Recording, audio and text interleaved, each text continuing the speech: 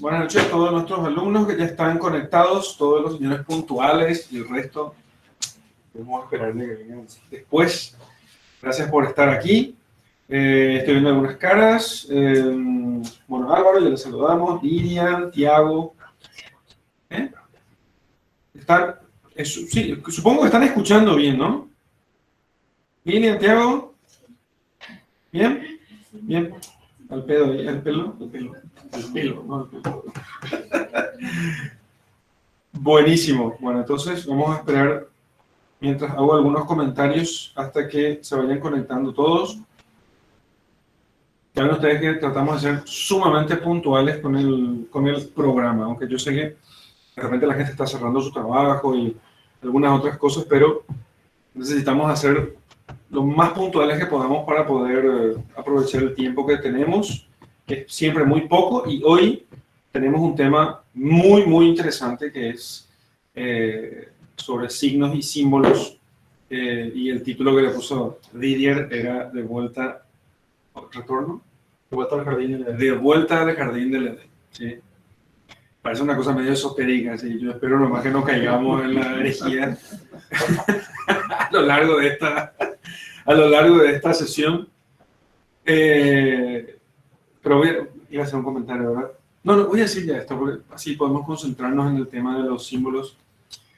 Muchos de los temas que nosotros tratamos aquí y que vamos a tratar todavía, y sobre todo los de hoy, probablemente la mayoría piensa, sienta, si alguno tiene conocimiento, la mayoría quizás ni se dé cuenta. Algunos, al escuchar, podrían pensar que este tipo de cosas son muy próximas al esoterismo, ¿no?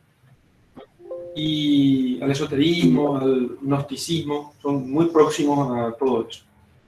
Y en realidad, y sí, ciertamente eso no es falso, que son próximos, por lo menos en el modo de abordar, no son próximos en el significado, ¿sí? El tema es que la cuestión de los símbolos quedó muy... La cuestión de los símbolos quedó muy marginalizado en la fe cristiana por culpa de ese racionalismo que empezó a penetrar en la fe cristiana a partir de la Ilustración, ¿no? Entonces, después tenés, aunque tuviste una escolástica muy medieval, muy próxima a los símbolos, por la liturgia, porque todavía se celebraba grandes liturgias con muchísimos símbolos.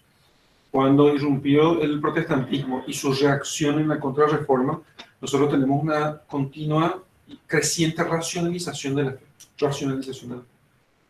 De tal modo que no es extraño escuchar, me acuerdo que escuché esto alguna vez, un maestro nuestro muy, muy, muy entendido de todos estos temas, dijo que en algún modo Aquiles se parece a Jesús. Bueno, quien sabe la historia de Aquiles, el que sabe la historia de Aquiles, pues, entenderá que eso parece muy arriesgado decirlo, ¿no? Aquiles, que tenía una amistad muy especial con Patroclo y que al principio se negó a pelear por los aqueos y después resulta que se fue y mata a Héctor, etcétera, etcétera. O sea, la historia de la Ilíada de Homero.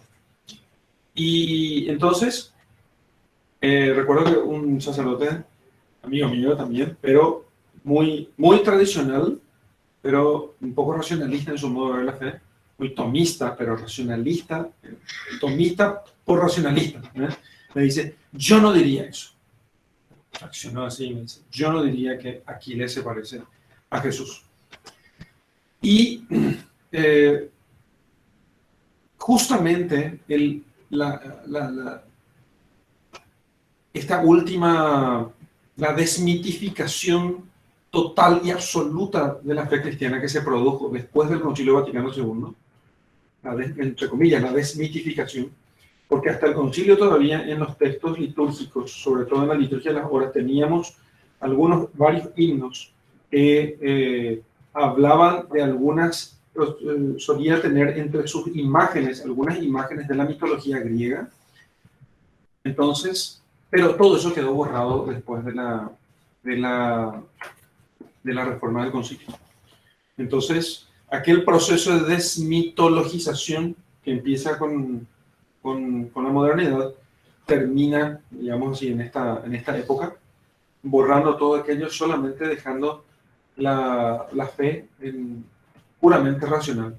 En un curso de metodología de investigación discutían el doctor en física, que te había comentado en estos días, y una profesora que está haciendo su doctorado en filosofía, y entonces decía ella, él dice, no, lo que pasa es que la filosofía es empírica, perdón, la ciencia es empírica, y sus métodos son empíricos propiamente, y la profesora dice, en esta discusión, no, lo que pasa es que la filosofía no es empírica, es racional.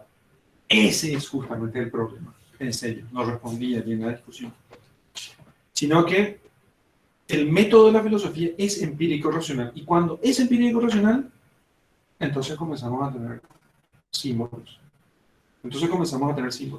De los cuales se abstrae aquellos elementos de conexión con la realidad. Y yo sé que esto puede parecer muy complicado, pero es necesario que lo vaya diciendo, quizás martillando una y otra vez, para que podamos aprender a introducirnos en este mundo y para que, sobre todo, podamos aprender a ver, como hoy vamos a tratar de ver esto, el Génesis y el texto que seleccionó Didier, y que les mandamos para que lean un poco última hora, así que pido un poco de disculpas pero tampoco era un texto tan desconocido y habrán escuchado más de una vez el texto del Génesis. Y entonces vamos a trabajar un poco ahí sobre un montón de símbolos que están en el Génesis.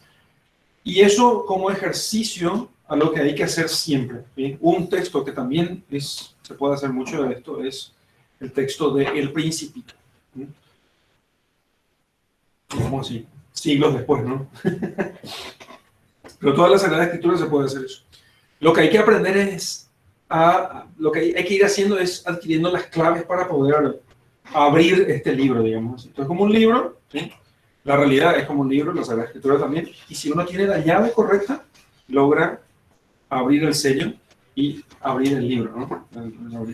Romper el sello o destrancar el sello y abrir el libro y poder entender qué es lo que tenemos aquí, ¿no? Tanto en la Biblia, en el libro de las Escrituras, en el libro de las Escrituras, como en el libro de la naturaleza, ¿no? Estos dos libros que tenemos nosotros con los cuales poder entender la realidad. Muy bien, bueno, entonces comenzamos. ¿Sí? No, tengo que hacer alguna. No, hice mi presentación al principio, ¿verdad? Sí. Buenas noches. A la profesora no sé si le voy a presentar ya. Lo que no hice también fue que bienvenidos al programa de Humanidades Integradas, un programa patrocinado por la Universidad Nacional del Este, la Facultad de Filosofía de la Universidad Nacional del Este y también por la Liga Patriótica Universitaria. Punto, ya está. Fin del spot publicitario. Bueno, entonces, bien. Guillermo. Sí. Buenas noches a todos. ¿Cómo están?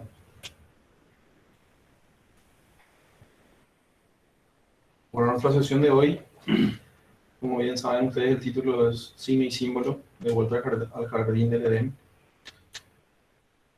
¿Por qué lo llamé así? Porque yo creo que en el Génesis hay como un tesoro inagotable de símbolos. Si bien están en los primeros 3 capítulos, 95 líneas, como yo había contado en el material que les mandé, hay una compresión de la cosmología, de la creación del hombre, de la creación del universo y de todos sus componentes. Y realmente hablando así parece ser muy ambicioso querer analizarlo en toda su totalidad.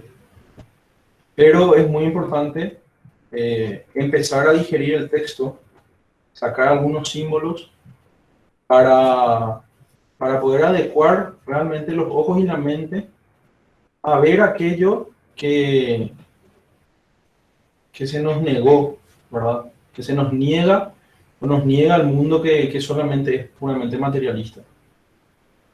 Entonces, desde que se escribió este texto, estamos alejados hace bastante tiempo y es importante, por esa razón, volver al jardín de Edén para poder masticar un poco esos símbolos. Yo recuerdo que el año pasado, cuando tocamos el tema de simbología, que hablamos de la teogonía del cielo, una de las sesiones que más callado me quedé. ¿Por qué razón? Porque se estaban hablando de cosas que yo no entendía. Sí, era algo que me superaba. Si bien esa capacidad de asombro fue la que me hizo meterme de lleno. Podría haberte burlado de haber dicho que era porque yo no les dejé hablar a ustedes. No. Yo te digo, si tengo algo que aportar, te voy a cortar nomás, ¿no? Eso no te va a preocupar. Es una amenaza. No. Pero si bien me causó bastante asombro, en el buen sentido, y de ahí te pedí prestado 2 libros sobre simbología, si no te acordás. O sea que no me doliste todavía. No, claro que no. Y de ahí fui digiriendo poco a poco, y más a la ayuda de otros maestros, aprendí a digerir un poco más estos símbolos. Y ¿vos te recordás la primera vez que leíste el Génesis? ¿O ustedes se recuerdan la primera vez que leyeron el Génesis? Edgar. Cuando era niño, no era niño. No, yo tenía 17 por ahí probablemente. ¿Qué te pareció?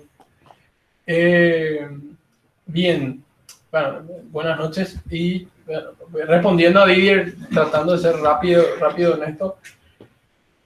Un cuento, era un cuento, ¿verdad? Inverosímil, ¿verdad? Porque, bueno, además, por las convicciones que se estaban gestando, de hecho, entre los 17 hasta los 21 años, no estaba muy seguro de si Dios existía, si se podía manifestar, etcétera. Entonces era una alegoría que estaba adscrita más o menos a la religión que más o menos, inclusive diría con voluntarismo seguía, porque ya me iba a la iglesia, pero sí, con muchísimas dudas. Entonces era una cosa así que era un hueco enorme, ¿verdad?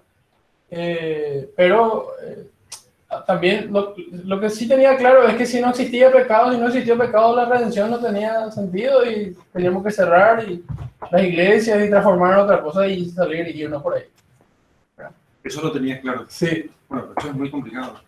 Y por eso, pero es cierto, Pero si tenía no esa existe, intuición. no, pero si no existe caída, O sea que tenía que haber algún tipo de pecado para que... claro, si no, no tiene sentido la redención. redención, ¿verdad? Es causa y efecto. Entonces no tiene sentido la redención. Y se lo vemos que no tiene sentido los ritos, no tiene sentido nada, ¿verdad? Bueno, pero entonces tenías algo de fe.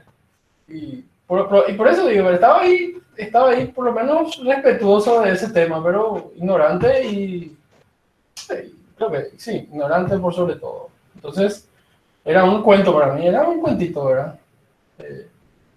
Porque estaba más habituado a leer publicaciones y algunos libros de ciencia o enciclopedias que la Biblia. Sí, claro, eso. ¿Verdad? O ver algún documental. Entonces, más o menos para responderte. En mi caso particular, ¿verdad? En mi caso no se leía la Biblia, entonces fue por otro lado, ¿verdad? Entonces fue eso. Obviamente he cambiado de opinión, ¿verdad? Felizmente. Y sí, yo también leí varias veces en mi vida. No con muchas dudas sobre el contenido y lo expuesto, pero sí con ignorancia sobre todo lo que significaba, todo lo que estaba contenido. Y hoy puedo decir que veo 1% más o menos, pero lo veo como algo muy importante. Por eso elegí el texto. Había puesto en el grupo que iba a hablar sobre la simbología del árbol, su significado dentro del jardín del Edén, y qué implicaba eso para el hombre, y una cierta característica que tiene el Génesis, que es muy importante, y espero que vean todos, que en el Génesis está contenido también la redención. ¿Sí? Así como es el principio, también es el final de todo, y es algo sumamente interesante ver eso. Entonces, quería empezar con la descripción del jardín del Edén, ¿verdad? Si bien la mayoría de la iconografía está puesta como si el Edén es un lugar donde el árbol de la vida está en el medio y son como círculos concéntricos, ¿sí? Habíamos hablado de eso en Hércules, ¿verdad? Y sobre la teoría de los híbridos, como el ser está en el medio y a medida que se va alejando del centro. No hablamos sobre los híbridos. No, en Hércules sí. No, En Hércules sí. no, acá, Sí, Sí, sí. ¿qué se dijo sobre los híbridos? en Hércules. Estaba volviendo de su redención. Porque él estaba partido entre dos naturalezas. Sí, lo dijimos aquí, Sí, lo dijimos. estaba confundido si lo habíamos dicho Sí. afuera. ¿No? Sí. Bueno, pero un padre de la iglesia que lo estuve viendo y él dice que lo más natural sería que el jardín del Edén sea una montaña. Sea una montaña. ¿Y por qué lo dice esto? Porque lo dice que también en la descripción del jardín del Edén hay 4 ríos que salen del árbol y recorren la tierra o recorren el cosmos. De esos 4 ríos, tenemos que saber que mucho de la simbología y el mundo antiguo se guiaba por fenomenología, es cómo ocurren las cosas. Le había dicho, padre, que el agua dulce es la que brota y cae, porque sí o sí debe estar encima del nivel del mar. Entonces, eso también nos da una interesante visión de cómo el Edén puede ser una montaña, que del árbol de la vida están emanando estos 4 ríos que riegan la tierra. Pasemos a lo que parece ser el árbol para el hombre. El árbol para el hombre es un símbolo muy importante. Pues vas a comenzar directamente ya explicando el símbolo. No vamos a leer el texto de Génesis. Podemos ver, claro que sí, pero me imagino que todos no son elementos muy difíciles. Ya. Solo los árboles están presentes ahí, ¿verdad? Y cómo tienen un significado importante. El árbol está presente en mucha mitología y en muchas redacciones y narrativas del hombre. Ocupa un espacio central dentro de la narrativa del propio ser humano. Había mandado en el grupo el árbol de la mitología nórdica. ¿Cómo se llamaba el árbol? Yggdrasil. Sí. No, ¿cómo se dice? Yggdrasil. Yggdrasil. No, es una latinización probablemente, pero no hay que preocuparse por eso. Claro. No, Claro. vamos a pronunciar como islandeses. Claro, pero como Es el árbol. No. Yo no soy malo con vos. Te estoy preguntando para escucharlo bien, no es para decir, a ver si Yo- estás pronunciando. Yo no sé nada Yo menos. no sé nada de mitología nórdica. A ver, otro árbol. importante en la historia. ¿Eh? ¿Cuál? Gondor. Sí. Gondor es el nombre del árbol en Tolkien. Es el árbol de los reyes. El árbol de los reyes. De Gondor. No, Bueno, pero eso es más nuevo, ya. O sea, Tolkien lo hace, Gondor. justamente, Tolkien lo hace habla del árbol, de este árbol sagrado, porque hay árboles El siempre. árbol del rey. Bien. Lo que quería decir es que, obviamente, ¿verdad? Para decir, ¿verdad? Vamos a hablar, obviamente, de los símbolos y de los signos, ¿verdad? Cómo nos ayudan a penetrar en esa verdad profunda y trascendente de manera sencilla y realmente nos hablan de ese mundo que nosotros no podemos ver a través de los sentidos. Esa es la función y esa es la función. O sea, y por eso vamos a revisar el Génesis, que casi siempre se nos cuenta como yo les conté que yo lo leí al principio como fábula. Y todos los antropólogos, los filólogos, inclusive los teólogos, se han encargado durante toda la vida de jodernos y mentirnos, de cierto modo, de que eso es un cuento. Entonces, y allí hay profundísimo y que tenemos que leerlo más o menos como en clave metafórica, ¿verdad? Y esa es la cuestión, ¿verdad? Respecto de lo que dijo el padre, ¿verdad? Cierto, digamos que yo siempre digo que hay como reminiscencia de verdad en todas las mitologías, ¿verdad? Sí, algo que algunos van a decir que es algo que se dice seminaverbio, semilla del verbo, ¿verdad? O sea, semilla, reminiscencia de esa verdad. Efectivamente, yo creo que esa, como está en el Génesis, fue como comenzó todo, digamos, ¿sí? Entonces, el árbol, o los árboles, o los jardines, está presente en varias mitologías, ¿verdad? En los mitos artúricos, ¿verdad? Donde va a descansar Merlín y donde también se cree que se le entierra al rey Arturo, por ejemplo, son los campos de Avalon, que es una isla, ¿verdad? Más al occidente de Inglaterra o de la Bretaña, y donde brotan manzanos, ¿verdad? Y que curan enfermedades, ¿verdad? Siempre presente, y es un lugar donde viven las hadas y los magos, o sea, vive gente sabia, ¿sí? Es un lugar para gente justa, gente virtuosa. El Yggdrasil es un poco más complicado porque el árbol en sí es el árbol de la vida, pero o sea, los 9 mundos están conectados. El árbol sirve de conexión y también es cuerpo, digamos así, de todos los mundos. De la existencia. Sí, de todos los mundos, ¿verdad? De los 9 mundos del mundo del hombre, de los enanos, de los elfos oscuros, de los elfos, ¿sí? De los gigantes de hielo, ¿verdad? Del mundo de Hela, del Valhalla, ¿verdad? Entonces, todo está como unido a través de este árbol que a su vez es como el cuerpo inerte de un gigante, ¿sí? Un gigante de hielo que surge del vacío, ¿sí? De la nada, ¿verdad?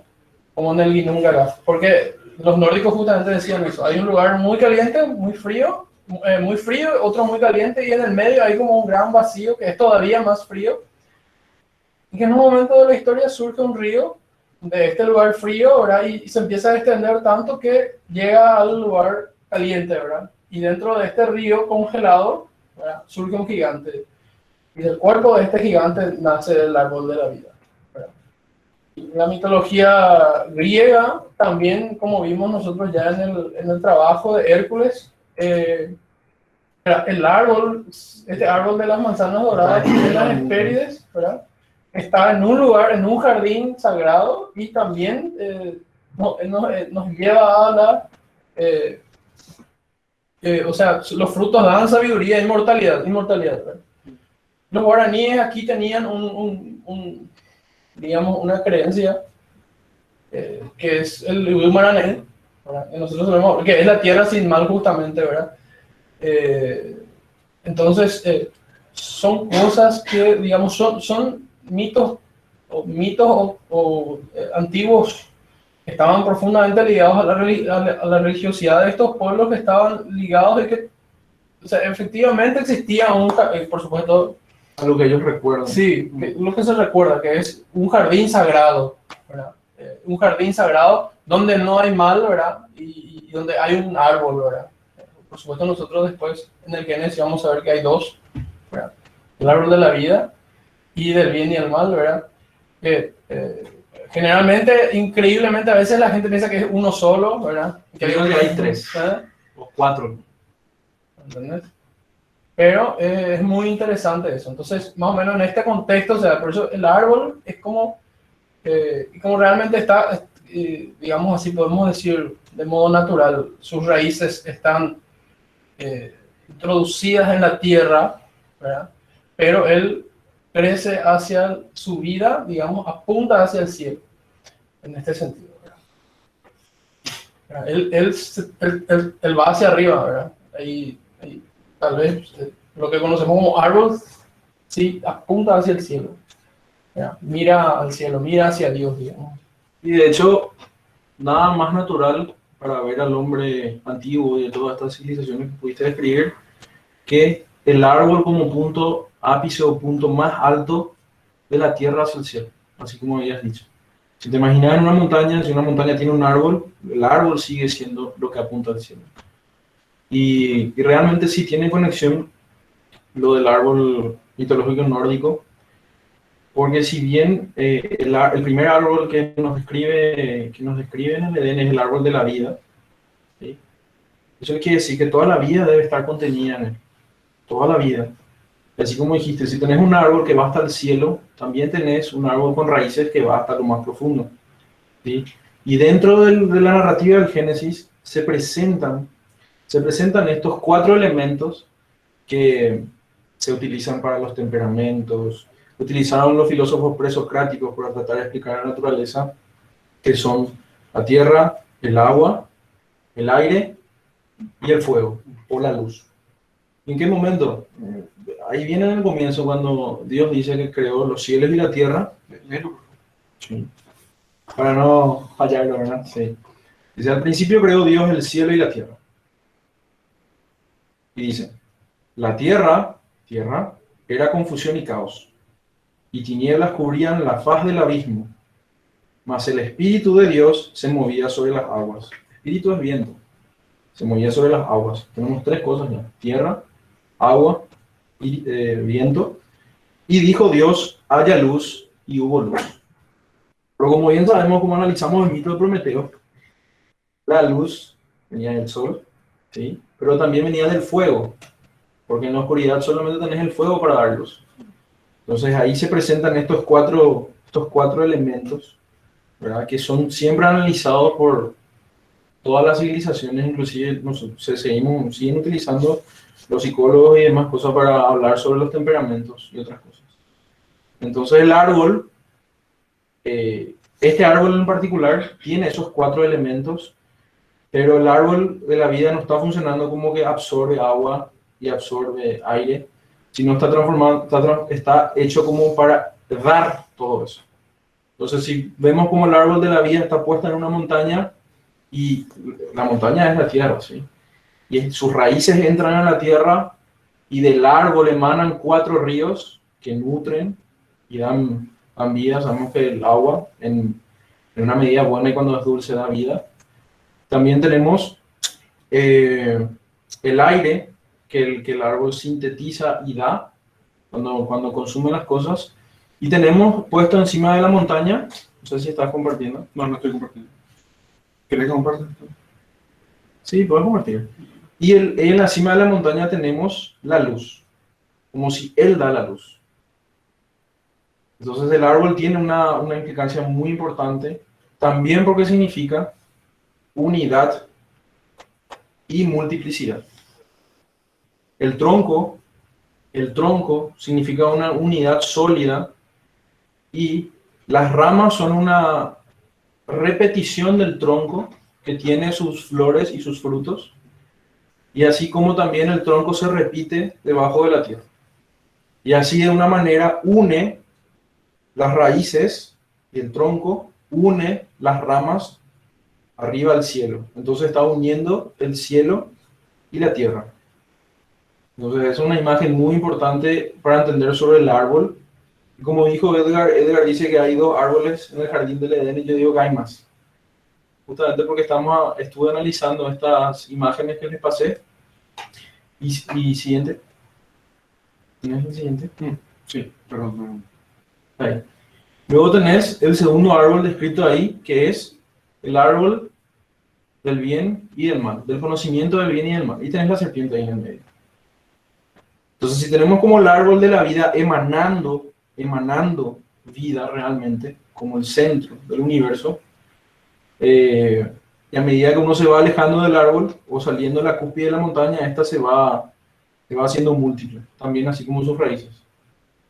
Y el árbol del bien y del mal es interesante porque tiene 2 nombres, del bien y del mal, y los une. Entonces, este padre de la iglesia lo simboliza como un árbol que sus ramas están en dicotomía, ¿sí? Se parten y uno tiene el bien y el otro tiene el mal. Y también servía como límite para Adán y Eva, porque ellos no tenían el acceso al árbol de la vida todavía, porque eso Dios tenía que darle como regalo. Sin embargo, el fruto más cercano, y por lo visto ni la serpiente no podía llegar al árbol de la vida, que es algo muy interesante, servía como un cerco al árbol de la vida. ¿Cuáles son los 3 árboles?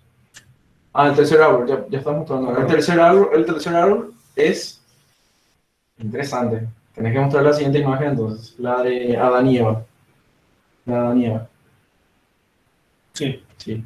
Entonces, ellos toman del árbol del bien y del mal, y dice el Génesis de que tiene una palabra muy interesante. Y dice el Génesis de que cuando ellos comieron del árbol del bien y del mal, ellos se le abrieron a entrambos los ojos y se dieron cuenta de que estaban desnudos, por lo cual cosieron hojas de higuera y se hicieron delantales. Entonces el tercer árbol presente, si bien escondido dentro del texto, es la higuera. Entonces estamos avanzando desde la cúspide hacia abajo, viendo que hay diferentes tipos de árboles, ¿verdad?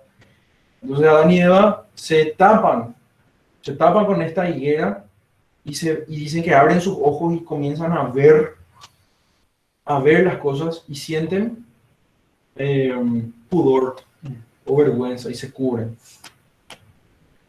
Entonces ellos ahí se están alejando del árbol de la vida. Imagínense el jardín como un lugar cercado. Y ahí yo le agregaría entonces un cerco, ¿sí? Así como muchos de los árboles y muchas cosas tienen una protección, así como la rosa tiene una protección, que son las espinas, ¿sí? Entonces las espinas, acá inclusive en Asunción veo mucho que hay murallas que cubren, o sea, están rodeando la casa y tenés no sé cómo se llaman esas plantas. Mi abuela le decía, mírame pero no me toquéis, algo así, ¿verdad? Que son como... Así se le dice. Así se le dice, Rompes ¿verdad? la rama y tiene una savia blanca. Y tienen así unas espinas en este tamaño, ¿verdad? Florcitas rojas. Sí, sí, le mismo de Santa Rita. Eso se llama mira, no me toques. Sí. Se le dice así. Se le dice así, no sé su nombre. ¿Y por qué probar? Probar qué pasa. Y claro, ¿verdad? Eso delinea los límites de nuestro jardín, ¿verdad? Entonces, claro, el Génesis dice que hay muchos más árboles, pero estos son los que nos aparecen. Muchos nombres aparecen. Los tres nos aparecen, ¿verdad? Y el cuarto nos podemos imaginar nomás así como un lugar, como un fuerte, con murallas y con plantas que lo protegen también. Ahora bien, Adán y Eva son echados de ese jardín, ¿verdad? Son echados de ese jardín y se pone el querubín con la espada vibrante de fuego. Entonces el jardín se nos niega por algo que cometimos, ¿verdad? Que es el pecado original. Entonces tiene mucha simbología. Ahora, ¿por qué yo digo que la historia del Génesis está contenida también en la historia de la redención? Por la razón de que en un momento del Evangelio Jesús agarra y maldice a una higuera. Él está camino a Jerusalén y él tiene hambre, quiere comer un fruto y se va a la higuera y la higuera no tiene fruto y la maldice. La maldice y esta se seca hasta las raíces, ¿verdad? Entonces, Jesús parece ser que en su historia ahí comienza a ascender de nuevo a nuestra montaña, el jardín del Edén. Él volvió a entrar dentro del jardín, pasa por la higuera, que es aquello que los primeros padres utilizaron para tapar su vergüenza, y él la anula y sigue subiendo. Y a través de su pasión y la pasión de Jesucristo, él va ascendiendo una montaña, ¿sí? El Gólgota, y se presenta frente a la cruz, ¿verdad? Y en la cruz él es crucificado, y en la crucifixión uno sí se imagina, así como Edgar el año pasado siempre nos pidió, me gustaría que repitas ese punto en algún momento ahora, ¿verdad? Si uno ve la crucifixión, uno vuelve a ver toda la imagen del Génesis, donde Dios había dicho al hombre de que si comía ese fruto iba a morir irremediablemente, ¿verdad? Entonces Jesucristo, siendo Dios, toma, se hace humano también, comienza a ascender de nuevo esa montaña del Gólgota y termina siendo fijado en madera. Fijado en madera, y uno tiene la imagen ahí y ve que se representa el Génesis porque el árbol de la vida está ahí arriba y al costado está el ladrón bueno y el ladrón malo. Entonces hay como esa visión dentro del Génesis está también contenida el camino de la redención. Como si fuesen 3 árboles, decís. Claro, como son 3 árboles, siendo el árbol de la vida mostrando la línea vertical y el del bien y el ladrón bueno y el ladrón malo mostrando la línea horizontal.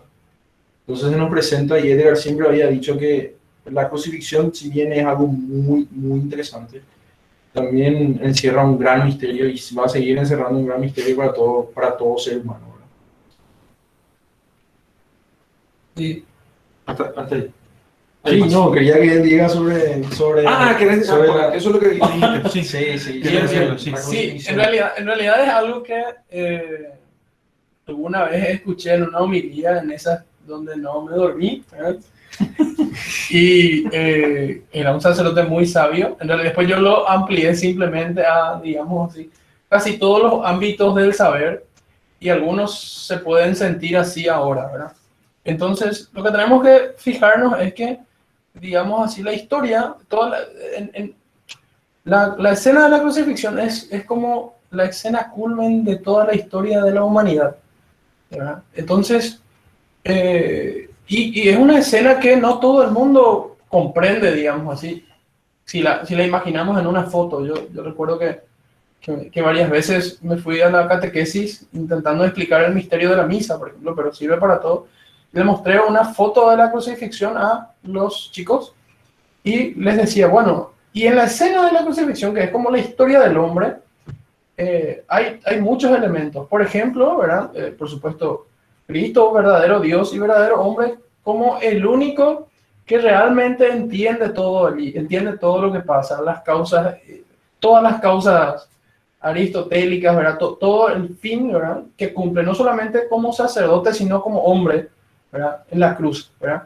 Es como el único que logra entender la totalidad, digamos, de esa realidad, ¿verdad? Que es una realidad que nos penetra pasado, presente y futuro en toda la historia del hombre, ¿verdad? Y del mundo, ¿sí? Después, inmediatamente a sus pies está la Santísima Virgen, ¿verdad?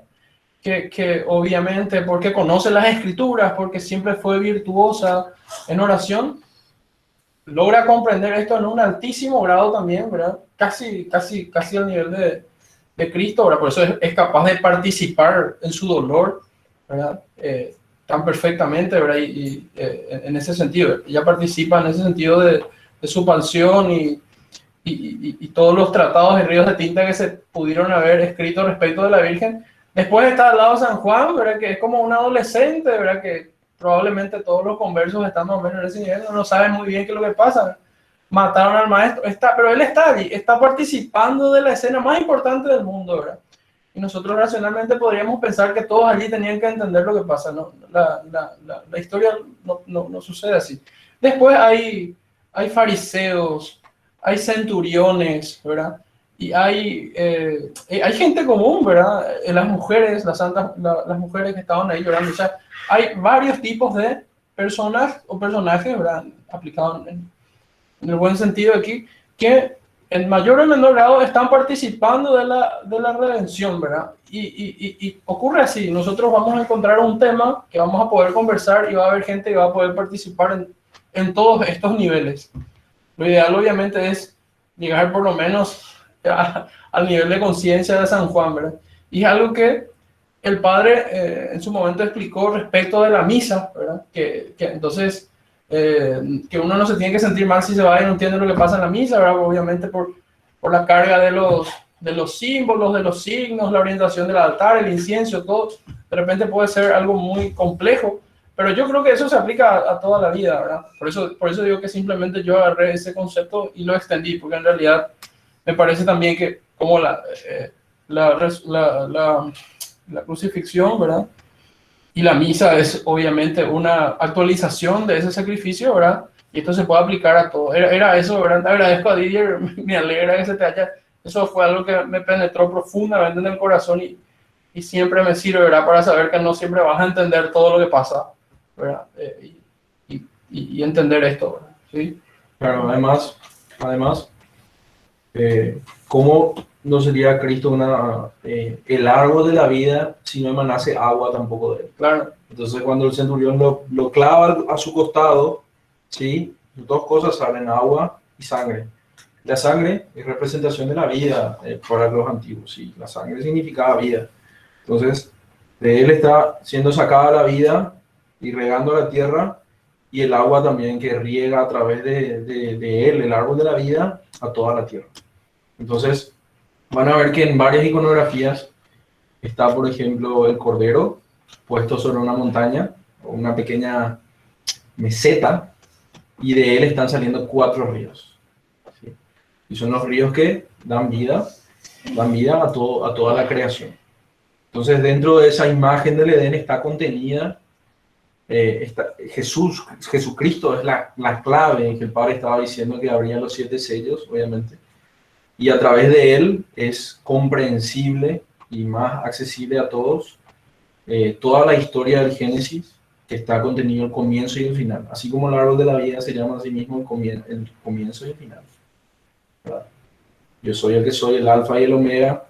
Entonces, cada vez más los símbolos tienen más sentido cuando, como siempre, tenemos que interpretar a la luz de él. Eso no quiere decir de que aquel que escribió el Génesis por inspiración de Dios, ¿sí? No comprendía todo esto, si bien no pasó el trabajo de la redención aún, ¿sí? Hay muchos símbolos que quedan ahí dentro del Génesis, como por ejemplo el agua, ¿sí? El agua tiene 2 naturalezas, o sea, varias naturalezas principalmente, ¿verdad? Pero el agua dulce, por ejemplo, da vida, y el agua salada, si llega a ser muy salada, la quita. Siempre ha habido naturaleza. No, tiene como una dualidad, ¿sí? En el sentido de que dependiendo de su intensidad y dependiendo de cómo está puesta, significa una u otra cosa. A ver si en cuanto a sus efectos. Claro, el agua dulce da vida, el agua salada en extremo, como el mar muerto, la quita. ¿Sí? Entonces podemos ver que la emanación desde el centro es más dulce y de nuevo a los extremos se va haciendo un poco más salada. En realidad todas las cosas son...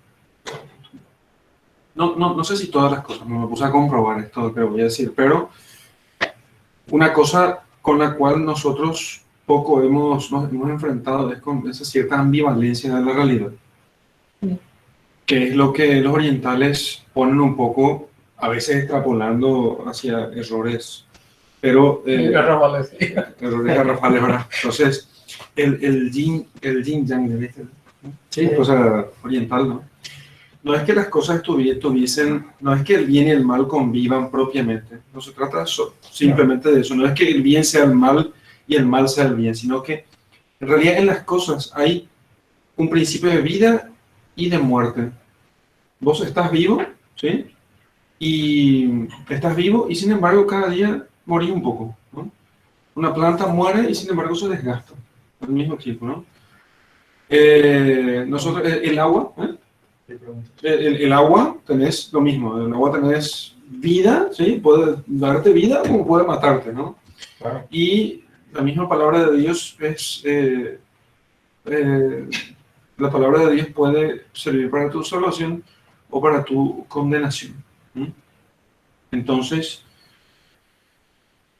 acá la cuestión está, esa ambivalencia, nosotros no nos acostumbramos a eso porque pensamos que podemos tener dominio de la cuestión, nosotros, los modernos principalmente, y entonces sacamos, hago una aplicación práctica de la cuestión, solemos decir, tal cosa, ¿por qué comes eso? No es saludable. Tal cosa no es saludable, decimos así. Entonces, ¿y qué es saludable? La lechuga, por ejemplo. La lechuga es saludable. La lechuga es absolutamente saludable. Y yo suelo decir, quien diga una cosa de este tipo, sí, comete un poco lechuga todos los días a ver lo que va a pasar. Solamente lechuga, a ver cuán saludable es la cuestión. El tema es que nosotros pretendemos... ¿Me pregunta?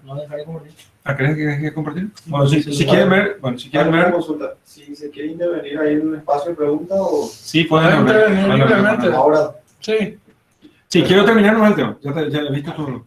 Entonces, nosotros no estamos muy acostumbrados a eso. Y no es que solamente nos producen problemas éticos, digamos así, o prácticos, sino que no logramos nosotros entender cómo funciona el mundo y terminamos haciendo este tipo de afirmaciones, ¿no? Tal cosa no es saludable, ¿no? Tal cosa sí lo es. Entonces, ¿el alcohol es saludable o no? Y depende, ¿no? Y la lechuga es saludable y depende también. ¿Y la carne es mala o es buena? La carne es mala, venena la carne. Acá decimos así, ¿ah? Sí, sí. Cárcel a ese, por favor. Cárcel al que diga. Claro, si te comes carne delante de, qué sé yo, solo carne sí es posible, pero en la realidad existe como una ambivalencia, ¿no? Existe ambivalencia.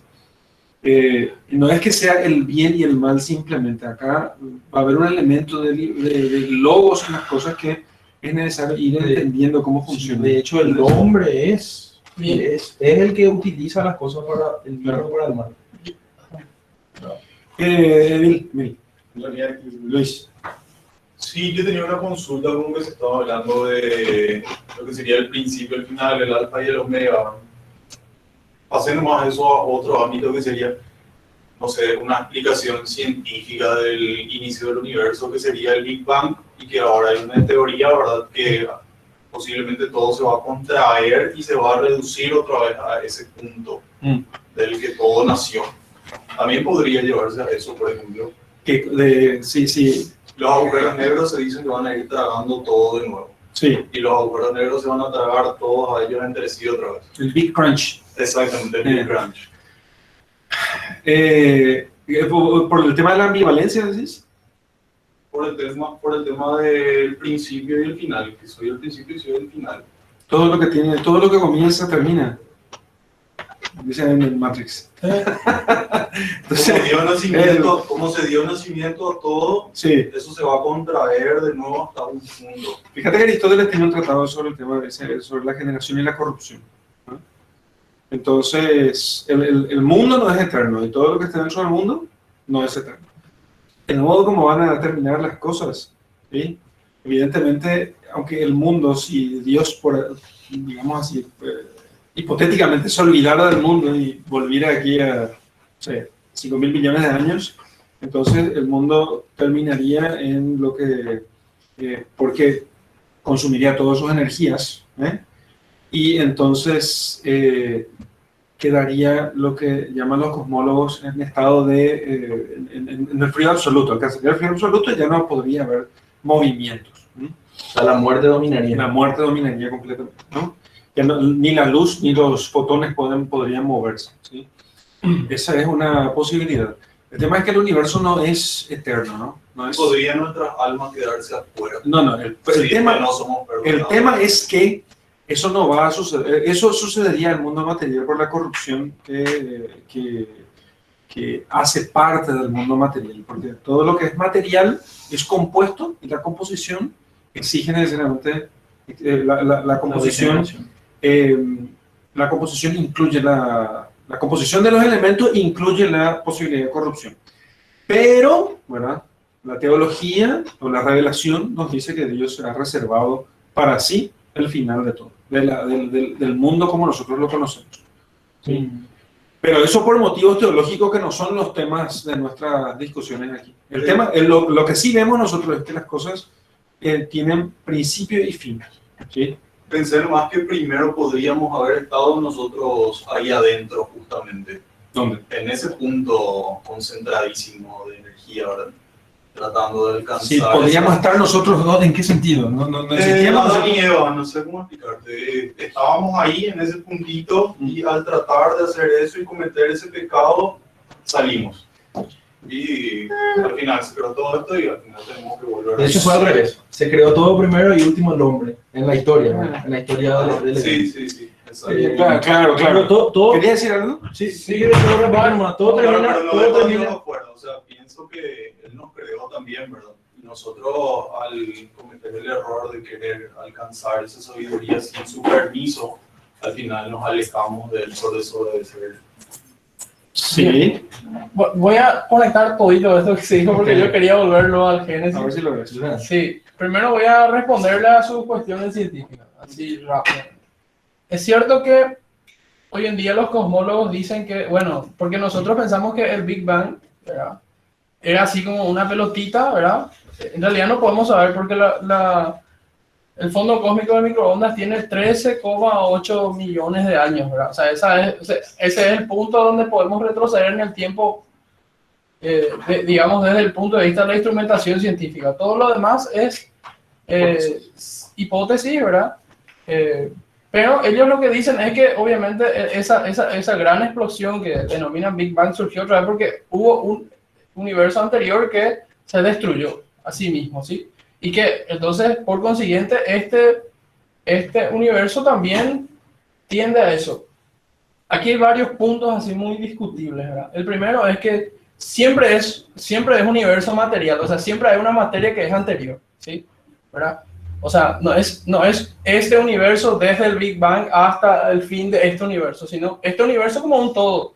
Si existió una condición anterior, no importa, o sea, todo es universo, cosmos, o sea, y esa es una, no es que hay, no, este universo, el universo anterior, el posterior, esa es una distinción un poco que probablemente sirva para los cosmólogos para que ellos puedan hacer sus especulaciones, pero digamos así, ontológicamente no es correcta, ¿verdad? Porque siempre va a primar algo que se llama el principio parsimónico, que va a ser simplificar todas las explicaciones, ¿sí?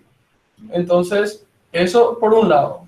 Por otro lado, es cierto que, digamos así, fatalmente, obviamente, también la cosmología moderna va a llegar a un punto donde por las leyes de la termodinámica el universo se va a expandir tanto y va a llegar a gastar tanto la materia, ¿verdad?, que va a frenar todo, ¿verdad?, y va a llegar a un punto, como dijo el padre, del punto del cero absoluto, que es 273,15 grados bajo cero, ¿verdad? O cero absoluto, ¿verdad? Entonces, todas las partículas, hablando desde el punto de vista material, van a parar, van a frenar. Así como yo daría un punto respecto de eso, ¿verdad? Obviamente es mi opinión. Así como Dios indujo la vida en el mundo, ¿verdad? Es decir, el mundo como maquinaria, como cosmos, se mueve en un orden absoluto, porque existe un ente que lo trajo a la existencia y es poderosísimo y supera su poder. Este mismo poder podría frenar esa destrucción si quisiese. Si por algún fin que probablemente yo no podría decir porque no soy teólogo, tendría que pasar eso, ¿sí? Entonces, sí, si yo, desde el punto de vista material, ese es el destino. Se puede hacer los cálculos, no hay problema. Pero en tu pregunta, yo noté que subyace, que vos pensás que el alma se ubica en un lugar físico, ¿sí? Como en un lugar, o sea, tiene que subyacer en una expresión de la materia.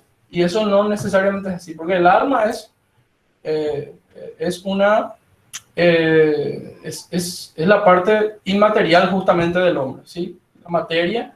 ¿Verdad? Nosotros después podemos decir perfectamente por las escrituras, la resurrección del cuerpo, el cuerpo glorificado, podemos hablar un montón de eso, pero me parece estos puntos, ¿verdad?, como base, ¿verdad? Otra cosa, Dios crea al hombre en la nada desde la atemporalidad. ¿Qué significa eso? Dios no está sujeto al espacio y el tiempo, ¿verdad? Entonces, obviamente en la economía de la creación o en su cosmología, él necesita obviamente crear un lugar propio para el hombre, ¿sí? ¿Verdad? Que hablamos que es el jardín del Edén, ¿verdad? Y me parece genial lo que dijo Didier en función de los 4 árboles, o sea, aparecen 4 árboles, ¿sí? Que 2 sirven, uno para cubrir y otro, digamos, así como para fortificar luego de la expulsión del jardín del Edén, ¿sí? Y aquí quiero... ¿Qué termina siendo? No, espera. No, la fortificación no es el árbol. No, lo ciñe, Lo que delimita es las ¿Es un árbol? espinas. Las espinas. Y eso no es un árbol, claro. Sí, pero es un cuarto arbusto. Bueno, exacto. Bueno, pero yo quiero volver a estos 2 primeros, ¿verdad? Coincido con él, ¿verdad? Sino que son el árbol de la vida y el árbol del conocimiento del bien y del mal, ¿verdad? Y en ellos 2, yo por lo menos enfoqué mi preparación para esta sesión, ¿verdad?, con la intervención. Y el árbol de la vida, ¿verdad?, dice San Agustín, ¿verdad?, en un libro que me prestaron por ahí. Y no me devolviste. Que se llama Génesis literal de San Sí, Agustín. interpretación literal del Génesis, que está genial, ¿verdad? Ya existían, digamos así, las tendencias racionalistas respecto del Génesis, ¿verdad? Y hoy la iglesia, digamos así, yo diría por caridad, también nos permite creer o no creer en la literalidad del Génesis, ¿sí, verdad? Por eso va a decir después, no, pero sí, digamos, no es materia de fe, digamos, ciertas cosas, ¿verdad? Entonces, un católico puede ser evolucionista, hay inclusive teólogos muy respetados respecto de este tema. Pero, entonces, dice San Agustín que no, yo no puedo pensar que este árbol no existía, dice él, ¿verdad? Porque si yo creo que Dios creó al hombre de la nada, que es bastante más difícil, dice él, ¿verdad? Bastante más difícil, ¿verdad? Y yo veo él, en su época, por lo menos nosotros probablemente ya no vamos a ver eso. Y yo veo bosques nacer todo el tiempo, dice, ¿verdad? En cualquier lugar así, ahí nace un bosque, ¿verdad? De la providencia prácticamente, brota un bosque, ¿sí? ¿Verdad? Entonces, ¿por qué yo no voy a pensar que existía un jardín, ¿verdad? O sea, que eso no es metafórico, él ya era radical en eso, ¿verdad? No, el Génesis no es metafórico, existió, ¿verdad? Porque sí, mira, un bosque puede salir en cualquier lugar porque Dios, que es dueño de todo y creador de todas las cosas. Y otra cosa dice, ¿verdad? Si creó al hombre de la nada, es bastante más fácil creer que efectivamente había un árbol de la vida, dice, ¿verdad? Y él no lo cierra, pero es como que da a entender que efectivamente el hombre comía de este árbol, ¿sí? Y que era una fruta, ¿sí? Era una fruta, o sea, materialmente era una fruta, y que esta fruta le daba él, y también un poco como él ensaya, dice que le permitía al comer esta fruta no morir, ¿sí? No morir. Es muy interesante, ¿verdad? Yo no entiendo, no sé qué dicen los teólogos, ¿verdad? Y aquí, ¿verdad? Si yo afirmo algo que no diga la iglesia, por favor, sea anatema, ¿verdad? No hay problema. Pero él dice prácticamente que este árbol de la vida, del cual Dios permite comer, ¿verdad? Que él es el que permite al hombre no morir, ¿verdad? Porque al hombre le da hambre y él come de ese árbol, ¿verdad? De cierto modo, los dones naturales, digamos, brotarían de él. O sea, era un árbol, ¿verdad? Y que a su vez era símbolo de otra cosa, que es lo que estamos pensando. Era símbolo justamente de la gracia, y también en este ambiente que estamos hablando de que el Génesis es símbolo de la o sea, hay prefiguración de la redención. El árbol de la vida, me parece que esto conecta, ¿verdad? Porque efectivamente podría ser, ¿verdad? También como un fruto de gracia, ¿sí? Antes de continuar, o sea, yo no me acuerdo. Sí. Dios solo prohibió que se coma del árbol de la Así ciencia es, del bien y del mal. sí, ¿Sí, no? bien, Podían comer de todos los otros. exacto. Todos los otros frutos, menos del árbol de la O ciencia sea, del bien y del mal. bueno, eso es lo que dice, o sea, San Agustín no es taxativo, pero él no, el hombre comía de este árbol, ¿verdad?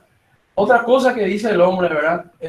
Respecto a San Agustín, respecto de bueno, y el árbol del bien y el mal, ¿verdad?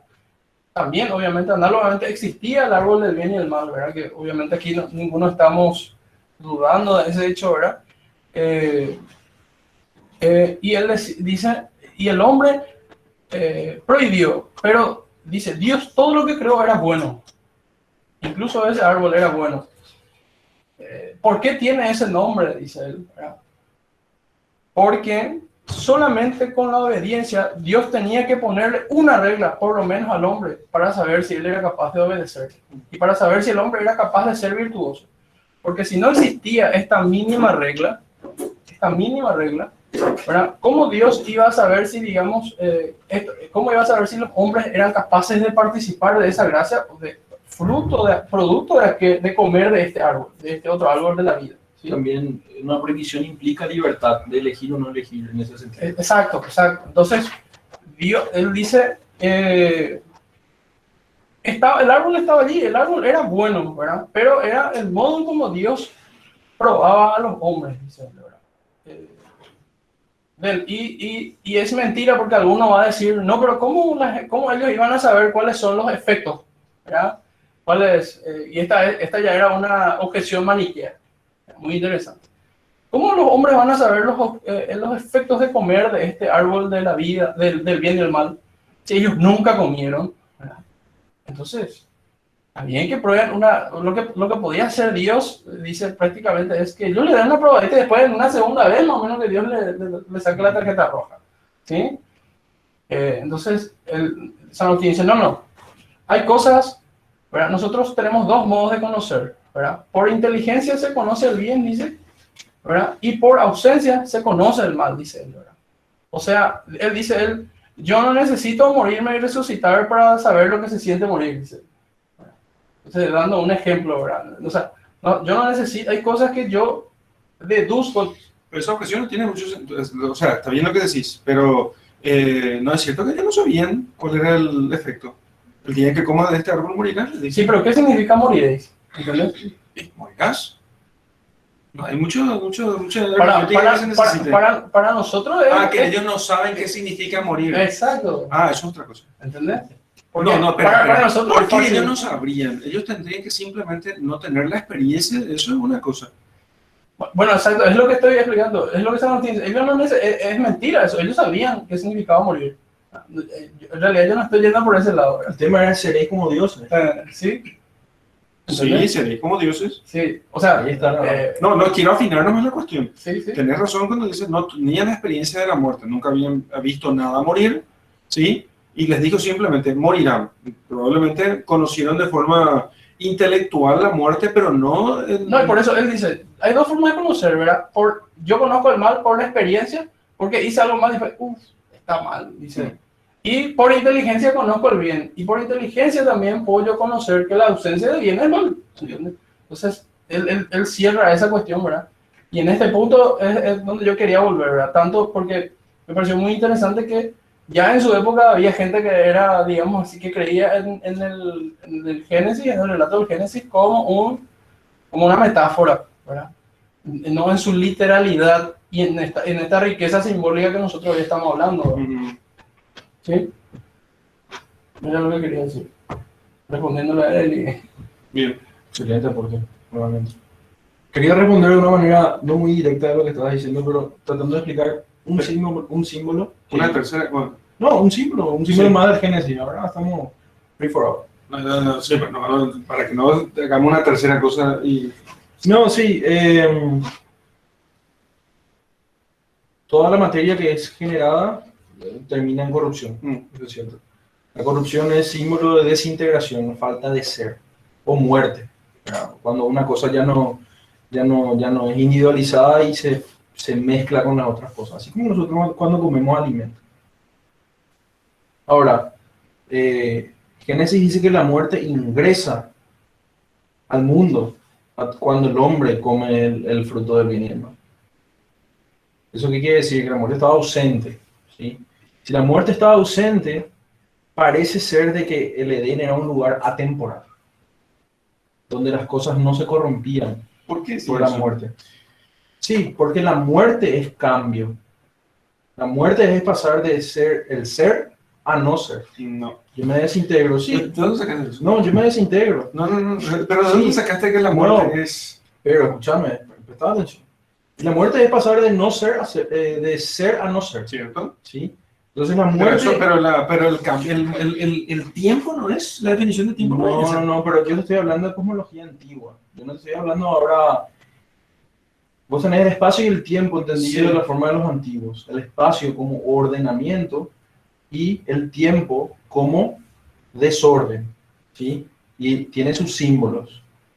El desorden, por ejemplo, es el agua. Por eso, por ejemplo, Dios manda la inundación, Sí. para corregir el desorden que había en la tierra. Y es un ciclo, ¿sí? Bueno, pero escúchame. Espera. Sí, pero escúchame. No, espera un ratito. Sí. Quiero refutar las bases primero. Sí. Si no, vas a continuar con el tema, con ese tema, no con el tema de género. El tiempo es la medida del movimiento. No, eso es, querido, sos modernista. No, eso es Aristóteles. Sí, pero... Sí, eso es Aristóteles. No, para nada. El tiempo es la medida del movimiento. ¿existe el tiempo material para Adán y Eva en el paraíso? Claro que existe el tiempo material para ellos. ¿Entendés? Para ellos hay movimiento. De hecho, ellos saben, no es que saben todas las cosas, o sea, algunos preguntaban en otro grupo que estaba haciendo el curso de catecismo si ellos sabían todo. No, ellos no sabían cómo fabricar una computadora, por ejemplo. O sea, eso no sabían. Ellos sabían, digamos así, los principios generales sabían, no creo que tuviesen un doctorado en filosofía, ¿no? Pero sabían lo fundamental. Eran sabios. ¿Sí? Eran sabios, digamos así, eran sabios. En cierto modo sabían todas las cosas sin Conocían el orden de las cosas. conocían el orden de las cosas. Entonces, pero eso implica que ellos tendrían que seguir conociendo, ¿sí? Sobre aquello tendrían que seguir conociendo. O sea que como nacen ya en la adultez, entonces tienen que saber lo necesario para llegar a la adultez así de forma instantánea y después continuar aprendiendo a hacer otras cosas. Entonces, hay movimiento, digamos, algún parecido con la eternidad podría ser, solo que me parece demasiado remoto eso. En cuanto que las cosas no envejecen, ¿cierto? Las cosas no envejecen, ¿sí? Pero ellos se alimentan. Claro. ¿Entendés? Pero no había corrupción. Yo me voy a tiempo como cambio. Bien, perfecto. Como don preternatural, sí. ¿Sí? Pero no quiero ir demasiado en esto porque no es el tema de los símbolos. Pero fíjate que acá hay 4 dones preternaturales en Adán y Eva, antes del pecado. Tenés inmortalidad, impasibilidad, integridad y ciencia. ¿Sí? Cualidad. Integridad. Que las potencias inferiores están sometidas a las superiores. Eso se llama integridad. Y la muerte es desorden, entonces. Sí, claro, la muerte es desorden. Sí, la corrupción es desorden. ¿Sí? Porque mientras vos tengas unidad entre los elementos, en los elementos, dice, creo que en el Teeteto de Platón está esto, si no me equivoco, en Charmides o Teeteto, no me acuerdo. Pero en los elementos no hay forma, ¿entendés? No hay logos. El logos está en la unión de los elementos. Ahí donde se unen los elementos, ahí vos tenés logos. Entonces, ahí tenés razón de las cosas. ¿Comprendes? Entonces, pero discordo llamarle demasiado propiamente, ni muy cerca, a que había una cierta razón de eternidad en el jardín del Edén, porque aquello todavía no era el cielo, era materia. No. Justamente, aquello era materia. No, las leyes del espíritu no dominaban sobre que no era igual que el cuerpo resucitado. O sea que Adán no podía atravesar las paredes como el cuerpo de Jesucristo, por ejemplo. ¿Entendés? Tengo una cuestión que cierro justamente. No quisiera hacer eso porque quiero solamente hacer esa objeción y... Sí. ¿Una pregunta nomás? Sí, no, Sí. justamente es por qué si Dios pone en el jardín a Adán y le manda trabajar y vigilar en el jardín, Sí. ¿sí? Antes de la caída. Ahí hay un símbolo también interesante. Guarda la pregunta. Puede que volvamos más tarde. Entonces, ahora continuar con el tema. Entonces, voy a retomar entonces. Si puedes refutar el tema o retomar con la cuestión, yo lo que quise es que no sigas por ese camino si querías. La muerte sigue siendo cambio y desintegración. La muerte es un cambio. Sí, la muerte es un cambio. Un cambio que se introduce. Pero no es el único cambio que se da allí. Pero es más importante. Sí, pero no es el único. Se introduce la muerte, por supuesto, no había muerte. Pero no había muerte, no porque naturalmente los cuerpos estaban destinados a la no muerte. ¿Me entiendes? O sea, el cuerpo de Adán y Eva era exactamente como el tuyo. ¿Sí? Pero con un don preternatural. No tan exactamente. Más o menos parecido. A su imagen. Entonces, Con menos que eso, che. todo acá pensando, eso les pasa por bufones.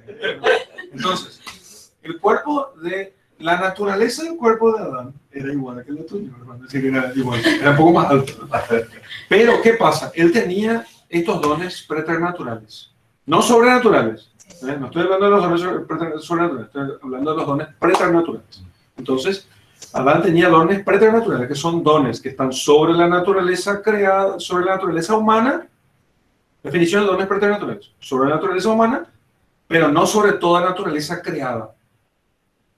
Porque los ángeles tienen inmortalidad, impasibilidad, integridad y ciencia. ¿Sí? Entonces, pero estos dones no los tiene naturalmente el hombre porque el hombre está sometido a las leyes de la materia. Entonces, híjole, pero no quiero. Acá lo importante era el tema del símbolo, ¿entendés? Del símbolo. Pero y creo que a estas cosas se puede llegar por la vía simbólica, más difícilmente. Estoy tirando directamente las definiciones aquí. Entonces, Adán y Eva no morían, no porque su cuerpo no era naturalmente pasible de muerte, sino porque había recibido de parte de Dios un don preternatural. Punto. Y la muerte sigue siendo la introducción del cambio. Sí, pues sí, es un cambio.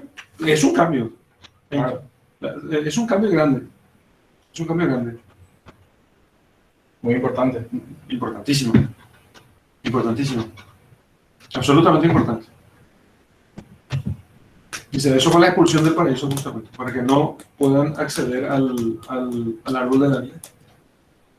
Para no acceder al árbol de la vida, entonces son expulsados del paraíso.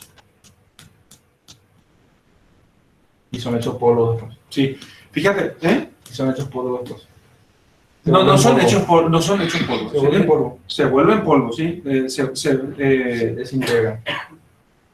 Ahí podemos hablar sobre el tema de esto que habíamos visto ayer. Sí, Si quieres ver sobre ese tema. sí. Es bastante largo eso, pero si podemos... ¿Meterle? ¿O querés que yo...? ¿No hay preguntas? Bueno, mira. Sí. Preguntas aquí. ¿Los 4 dones antes del pecado se podrían repetir? Claro. Integridad, sometimiento de las potencias inferiores a las superiores. Inmortalidad, ya sabes qué es. Ciencia, ya sabes qué es. Impasibilidad, que el hombre no sufría dolor, ¿sí? Ni cansancio ni fatiga, ¿sí? Entonces, eso es la impasibilidad. Pero no se caiga. Advierto por si me caigo, ¿eh? Se va a cortar así súbitamente. Bueno, entonces, son 4 dones. Entonces, al perder estos dones tenés, donde había ciencia, ahora hay ignorancia. Donde había integridad, ahora hay concupiscencia. Donde había inmortalidad, ahora hay mortalidad. Y donde había impasibilidad, ahora hay enfermedad y dolor. ¿Sí? Entonces, con Jesucristo, nosotros recuperamos la filiación divina, la herencia de la vida eterna y la inhabitación trinitaria, pero no estos dones preternaturales. Bueno, esos son los 4 dones. Integridad y posibilidad de mortalidad. Pero también cómo se llamaba el tercer árbol, ¿verdad? ¿Cuál? El tercer árbol. El tercer árbol era la higuera. La higuera. Árbol de la vida, árbol de la ciencia del bien y del mal, la higuera. Padre Federico. Ah, sí. Estaba respondiéndose aquí. La cara del padre cuidando la herejía. Sí, estoy acá escuchando unas cosas locas aquí. Yo estoy saltando, ¿verdad? Entonces, voy dejando pasar así las cosas guerrosas, ¿no? Lo que vimos ayer con Edgar era una cosa muy importante. Otro elemento más del jardín del Edén es un tema que solemos pasar muy de largo y que, fíjense ustedes, que voy a dar la explicación que ayer estudiamos, ¿sí? El término para serpiente es Nahash, pero en hebreo el término Nahash es, ustedes saben que, no sé si saben, pero en hebreo, no, el hebreo antiguo, el hebreo, no tiene vocales, ¿sí? Entonces, no tiene vocales, son solamente consonantes. ¿Y cómo la gente sabe qué vocales tiene que haber allí? Y lo sabía medio por tradición y por el contexto, ¿no?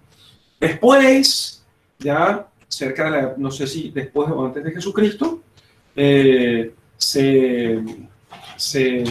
edita la Biblia, estamos hablando del Antiguo Testamento, y entonces se edita una versión con puntos que simbolizaban que significan las vocales.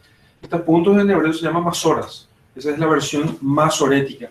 Y la versión masorética fue hecha más o menos ya después con el cristianismo encima. Y entonces, a veces pasaba que algunas palabras, como por ejemplo esta Nahash allí, algunas palabras dependiendo de las vocales que están interpuestas entre las consonantes, podían decir una cosa u otra, ¿no? Es justamente el caso de serpiente, nahash, en hebreo, el hebreo sin los puntos, sin las vocales, dependiendo de las vocales interpuestas, podía ser o serpiente, o iluminado, como Lucifer, o era adivinador o divinador. Sí, adivino. Adivino, Un mago. que es lo mismo, ¿no? Como un mago, ¿no? Entonces, estas tres palabras podían ser cualquiera de ellas con las vocales, con las consonantes de esas palabras, ¿no? Entonces, fíjense ustedes cómo esto, pero no es que las tres palabras no coincidan, no se opongan, muy por el contrario. No olvidemos que a la serpiente antigua, llamada también Lucifer, ¿no? El que lleva la luz. Y no porque lleva la luz, sino porque su nombre en hebreo, la serpiente, también puede ser el iluminado, ¿no? Y también puede ser el adivinador, o sea, el que imita a Dios, la Lucero de divinidad. la mañana. Claro, el lucero de la mañana, ¿no? Que también representa a Jesucristo. Lo que pasa es que este nombre es, bueno, la serpiente, y fíjense, algunos estudios mostraban que las serpientes, estos seres alados y angélicos, eran a veces representados muchas veces, sobre todo en la cultura egipcia, como serpientes, porque la serpiente era un símbolo antiguo de sabiduría, pero también de eternidad, por el cambio de piel que podían tener, ¿no?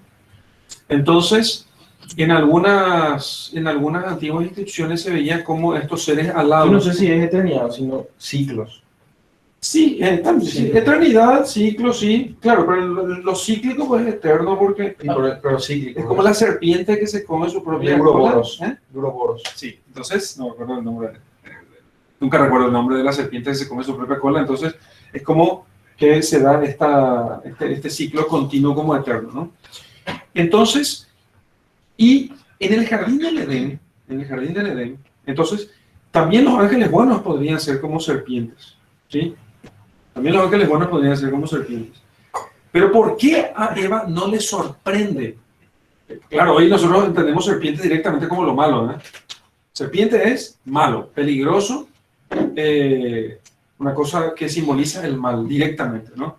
Pero en símbolos antiguos no pasa eso. De hecho, no olvidemos nosotros que la serpiente de bronce, el Acá símbolo- los incas adoraban bichos así, monstruosos, ¿verdad? que parecían como serpientes, ¿no? Entonces, también tenemos estas antiguas cosmologías donde hay siempre serpientes también, etc. Entonces, no me acuerdo qué iba a decir, estaba tratando de hilar las ideas. Eva, fíjense ustedes, Eva no tiene problema en hablar con la serpiente. No le sorprende. ¿Qué hace una serpiente hablando, no? No se pregunta, ella no se pregunta por qué la serpiente le habla, ¿sí? Tampoco tiene miedo de la serpiente, porque ella, la cosmovisión, la cosmología de Eva no es una cosmología en la que por un lado están los seres espirituales y por otro lado están los seres materiales. Es una cosmología, en cambio, como eran todas las cosmologías antiguas, donde lo espiritual y lo material se entrecruzan. No es que no se distingue, ojo, antes de que me quemen en la hoguera, no estoy diciendo que no se distinguen las realidades. Las realidades se distinguen, obviamente que se distinguen, o sea, que tenemos... Intelectualmente. ¿Eh? No, entitativamente. Se distingue, Pero intelectualmente. desde Eva, tío. Se distinguen entitativamente. Lo espiritual y lo material son dos cosas distintas. Uno es corruptible y lo otro no. Estoy hablando del mundo angélico y del mundo terrestre, material. ¿Entendés? Aquí tenemos esto. Y que esas realidades como se entrecruzan en esa cosmología, hace que ella no tenga problemas en hablar con la serpiente, ¿sí? Hablar con este ser angélico que se le presenta como serpiente, ¿sí? Que no es evidentemente una serpiente de por ahí, sino que por eso, ¿y por qué decimos esto? Porque cuando dice en la Biblia, la serpiente era la más astuta. Algunas versiones dicen la más astuta de las bestias del campo, pero en otras traducciones dice era más astuta que las bestias del campo. Y entre bestias del campo podía simplemente incluirse todos los seres, incluido el hombre. Parece que estaba afuera, en el caos. Era más astuta que las bestias del campo, ¿sí? Entonces, pero ella podía verlo y se entrecruzaba con ellos y había como una especie de... Sabía yo que existía ya, hasta que un día la serpiente se le acerca y empieza el diálogo que ya conocemos, ¿no? Entonces, esto es muy interesante en el tema del... Y ciertamente uno dice, no, pero la serpiente tiene que ser malo. No, lo que pasa es que el Lucifer es un ángel de luz, dice San Pablo, probablemente recordando justamente esta traducción, ¿sí? O estas posibilidades del término hebreo, Nahash, que si un ángel de luz, o sea, si un ser puramente espiritual caído se les aparece y les dice otra cosa, entonces ya lo saben, ¿no? Si una serpiente o un ser de luz se le aparece, entonces ya lo saben, ¿no? No le crean. No le crean. Sí. Otro elemento más es la cuestión de si la serpiente tenía patas o no, ¿sí? Si tenía patas o no. Es muy interesante el tema de que la serpiente tenga patas porque recordemos nosotros que sí, algunos piensan que la serpiente tenía patas, ¿sí? Y que por castigo entonces pierde las patas y ahora solo se arrastra. Puede ser. Por eso en muchas mitologías y en los cuentos de hadas generalmente se le pinta al malo como el dragón, ¿eh? Como un dragón. Pero también puede ser dos cosas. Otra cosa más puede ser. Que la serpiente está erguida en posición de ataque, ¿no? Y entonces con la maldición encima, ella tiene que ahora arrastrarse, que es posición de humillación. Sí, sumisión. Sumisión y humillación. Yo te había compartido otra visión sobre la serpiente. Los símbolos son polisémicos, podría ser cualquiera de estas cosas. En cualquier caso está bien, o sea, Yo creo que la serpiente no es de tierra. O sea, no tampoco era su hábitat natural la tierra. merodear la tierra. Así como estaba diferenciando entre el agua Pero porque dulce y salada. La salada está fuera del jardín del Edén porque se está alejando del centro. Sí. Y el agua salada, que no tiene, muy salada, en principio no sostiene la vida, ¿sí? Es caos. Así como separaba la colina donde estaba Prometeo al jardín de las Hespérides, el caos, ¿sí? Tenías que necesitar de alguien sabio para cruzarlo, ¿verdad? Yo creo que la serpiente, y está representada en el icono, si bien la serpiente está bien pequeñita, en el icono completo, está bien pequeñita por el árbol del bien y del mal, está hablando bien pequeña, ¿sí? Dios cuando le castiga a la serpiente le dice, te arrastrarás por la tierra. Si bien sabemos que luego en Apocalipsis, en la lucha, la serpiente cae al agua y de ahí manda sus bestias, Sí. en Apocalipsis, parece ser que ahí vuelve a su hábitat del caos. Y de ahí vuelven a salir el león, no es el león, es como un tigre de 7 cabezas y manda también el dragón con 7 cabezas, siendo que él también es. Por eso en el icono está representado la serpiente mucho más grande y poderosa en el hábitat del caos, ¿sí? Siendo peleada habiendo librado la batalla. San Miguel Arcángel. Claro, como Leviatán, que finalmente significa dragón o bestia del mar o ese tipo de cosas. Entonces, a mí me parece ser, además de una humillación, claro, si la serpiente ya era de tierra, ¿sí? Bueno, puede tener patas y bueno, me sigo arrastrando totalmente. Si vos sos de tierra y tenés patas, seguís durmiendo en la tierra. Pero es un castigo mucho más fuerte que yo te saque de donde vos estabas acostumbrado y que pagues. La tierra, así como el hombre va a vagar por la tierra hasta volverse polvo. Y luego empieza esa batalla y ella es de nuevo arrojada al caos, que es justamente... el caos está delimitado hacia afuera del jardín del Edén y ahí adquiere de nuevo su fuerza para su última batalla. Por eso parece ser bien pequeñita en el jardín del Edén porque no está en su, llámese, hábitat natural. Entonces, En resumen, No, te estoy dando como una interpretación ya sistémica, ¿verdad? Desde el Génesis, pasando, como también decía, que Él es el príncipe de este mundo, ¿verdad? El príncipe de la tierra, en el momento mientras Dios se retrotrae. ¿Verdad? Pero la serpiente y también el agua, como estaba diciendo, es un símbolo de ciclos. Por eso yo le llamo tiempo, porque el tiempo era ciclo, ¿verdad? Y ciclo es cambio. Entonces, eso quiere decir que en algún momento es algo y en algún momento cuando se transforma es su opuesto. Si en el jardín del Edén dominaba la vida, la serpiente introduce el cambio, ¿sí? En el sentido de que deja entrar la muerte por esa desobediencia. Entonces, él se vuelve el príncipe del mundo, se invierte. Ocurre una revolución. Revolución, pues, un giro. Bueno, una revolución completa es un giro. Ocurre un medio giro. Sigue ocurriendo una revolución, donde la serpiente es príncipe del mundo, que es fuera del jardín. Entonces, si el hombre estaba descendiendo del jardín, siendo echado, y está yendo hacia afuera, parece que está bajando y luego va a ascender. Entonces parece que se invierte esa cosa. Entonces, Jesucristo viene a resolver esa revolución con el ciclo contrario. Viene a través de la muerte, le vence a la muerte y vuelve a traer la vida, vuelve a traer el orden, ¿sí? Y nos muestra el orden. Y dentro de toda esa simbología, si vemos que las espinas están afuera conteniendo el jardín del Edén, y todo eso es una cosa, ¿sí? Todo el jardín del Edén es uno, porque los árboles recorren toda la montaña. Vos ves que en la crucifixión le colocan la corona de espinas a Jesucristo. Y entonces dentro de esa imagen otra vez está contenido toda la vida. Todo el jardín del Edén está en él. Todo Dios está en Jesús. Sí, en Jesús. Porque Él es el árbol de la vida, Él es todo eso, y Él es también lo que nos muestra el límite entre el jardín. Entonces por eso en el icono completo, arriba está más arriba, la delimitación de la corona de espinas, que todo lo creado y lo ordenado está en él. Entonces, esa es una simbología muy interesante.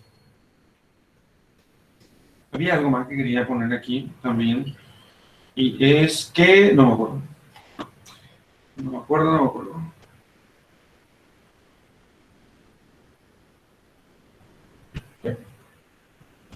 No, ese símbolo estaba para hablar 20 horas. Bien. Ese icono, ¿verdad? Claro, cobran las ovejas, dice Samuel, no te desesperes. ¿Y quiénes son las ovejas? Y somos nosotros. Los 4 ríos, decía. 4 ríos. Ganges, Nilo, Tigris y Ganges, no. Según San Agustín, sí. Después cambió su nombre. ¿Qué dice San Agustín? San Agustín dice que los 4 ríos son el Ganges, el Nilo, Tigris y Éufrates.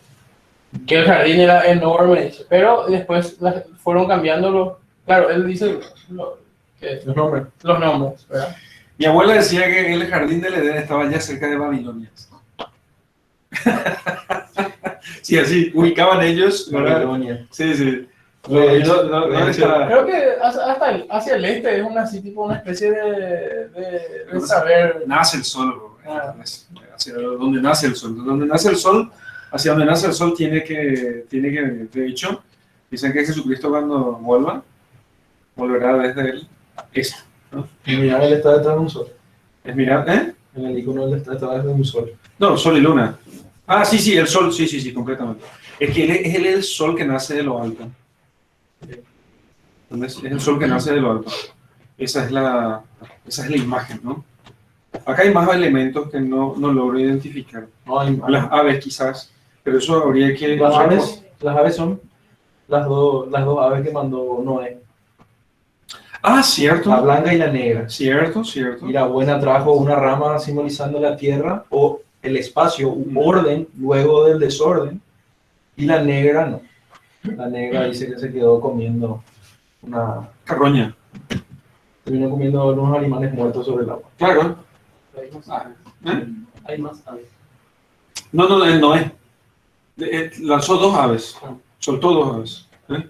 ¿Dónde están las más aves? No. Cada uno va hacia arriba. Unas son y la otra blancas. hacia afuera. Cierto. El blanco. Y es el bien y el mal. Bien y el mal. Es el bien y el mal. Exactamente. Me parece que Adán, los del lado de Adán están blancas porque él no comió todavía la manzana.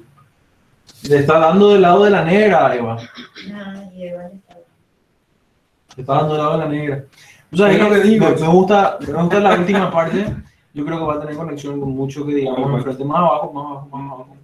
Hay Adán y Eva al lado del cráneo que simboliza el Gólgota, ¿verdad? Pero ellos están vestidos. No, espera. ¿El cráneo sabes lo que es? Sí, simboliza a Gólgota. El cráneo de Adán. El lugar de... Pero es que ellos están vestidos. Sí. Dios le da esa vestimenta. Sí, así es. ¿Sí? Le da la piel de los animales. Y ropa es tecnología. ¿Cierto? Entonces eso da un poco más de luz a lo que siempre discutimos nosotros sobre la tecnología. Que Caín había iniciado la tecnología a través de dominar la materia y había hecho un montón de cosas y creado las ciudades, ¿verdad? Pero la tecnología en sí nunca es mala, sino como el hombre lo utiliza. Entonces vemos que Dios ahí le otorga tecnología al hombre y el hombre luego necesita ordenar esa tecnología a un fin bueno. Y Caín no lo hace. Y los hombres en Babilonia tampoco lo hacen. Entonces, ese es el tema. ¿Cómo habías dicho eso? Es que la tecnología siempre Es magia. No, ya sabes, eso ya... La dualidad de la tecnología. Sí, que la tecnología te agrega algo Pero te quita algo. y te quita algo. Eso que te agrega es justamente lo que te quita. Dios le da eso. La prueba, una cosa simple, hace 30 años la gente memorizaba los números telefónicos. Dígame, a ver, cada uno haga una prueba. ¿Cuántos números telefónicos sabes de memoria? Apenas sea el de mi chapa. Probablemente el propio. Nada más. Yo recuerdo que mis padres sabían muchos números telefónicos. No, además te da algo y te quita algo la tecnología y también te hace entender tu posición dentro de las cosas. Dios le da ropa o tecnología para protegerle de las cosas que están afuera. Sí. Lo mínimo, más o menos. Imagínate protegerle de las espinas, ¿verdad? Entonces, por ejemplo, un abrigo en el frío me hace saber que soy débil ante el frío. Sí. ¿Sí? O tener una maquinita en mi teléfono que tiene todos los números y todos los correos de 2000 personas que tengo anotados, me hace trabajar menos mi memoria. O los libros. O todo puesto en texto es tecnología, ¿sí? Y también me hace olvidar de las cosas, o sea, me debilita. La tecnología, al tener algo, me da algo, pero también me quita algo. Y lo mismo en la montaña cuando Moisés es dado con las tabletas de la ley. Le da algo, le da lenguaje o lo escrito, porque se estaban olvidando de esa ley. Y así, siempre hay un intercambio, ¿verdad? Siempre hay un intercambio. Entonces, partiendo del punto de que todas las cosas creadas son buenas, siempre es el uso que el hombre le da. Siempre es el uso que el hombre le da. ¿Qué significa cuando dice que puso un guardián para que no alargue la mano? Sí, creo que Sí. es para que es del jardín, ¿verdad? Sí. Para que no vuelva a acceder. ¿Qué es lo que pasa? ¿Verdad? Y esto tiene conexión con la pregunta que hice. ¿Por qué Dios, ¿verdad?, pone al hombre en el jardín y que le dice, ¿verdad? Trabaja acá, le dice, ¿verdad? Trabaja y cuida esto. ¿Sí? ¿Verdad? Siendo que entonces porque después va a decir de él, con el sudor de tu frente vas a ganar el pan, ¿verdad? Sí. Y generalmente entendemos que eso es trabajo, que tenemos que trabajar. En realidad, el hombre antes de la caída también trabajaba. De hecho, lo único que no tenía en su trabajo era cansancio, Utilidad. ¿verdad?, enfermedad, sí, esas cosas. Entonces, todo lo que él producía gozo. Él no trabajaba como me levanto yo todas las mañanas hoy porque tengo que trabajar, ¿verdad?, porque tengo que levantarme, ¿verdad?, sino lo hacía por placer, ¿verdad? Y ahí hay una figura de la No había dificultades en el trabajo. Sí. Hostilidad lo que no había. No era hostil. Sí, porque después dice, ¿verdad?, vas a sembrar entre abrojos, ¿verdad? Y recuerdo otra planta, ¿verdad?, menciona ahí, ¿verdad? Entonces, ahí en el jardín... Creo que decía cardos y espinas o abrojos y espinas. Sí, entonces, bueno, pero la idea es que en el jardín, ¿verdad?, también hay una prefiguración del trabajo del agricultor. que también sabemos que nosotros por otra imagen también es el cultivo del espíritu, ¿sí? Eso está presente allí, ¿verdad? O sea, en el jardín del Edén el hombre estaba obligado a cuidar el jardín, ¿verdad? A cuidar, y entonces San Agustín dice en este libro, me encanta el libro ese que me Pero no lo regalaste. tenés que devolver. Prestaste ya al comienzo. ahora ya- Entonces, él dice en este libro que Dios pone el guardián justamente, no porque ahora, como Dios desobedeció, como el hombre desobedeció, perdón, no Dios, el hombre desobedeció, ahora sí ya no puede comer el fruto de la vida. Ese es el motivo por el cual está el guardián ahí, ¿verdad? Porque, y además, obviamente, desde la muerte y todo lo demás, que ahora va a trabajar y va a sufrir trabajando, va a enfermar, la cosecha le va a ir mal, el ¿verdad? sudor de tu frente. Como dijo él, ¿verdad? Aparentemente iban olvidando las cosas, porque probablemente antes, cuando sembraba, siempre era en plenitud, probablemente conocía muy bien las estaciones, en qué estación sembrar, cuál era el suelo bueno. Después eso fue como olvidando y reaprendiendo de vuelta, ¿verdad? No, pero también la naturaleza se le revela.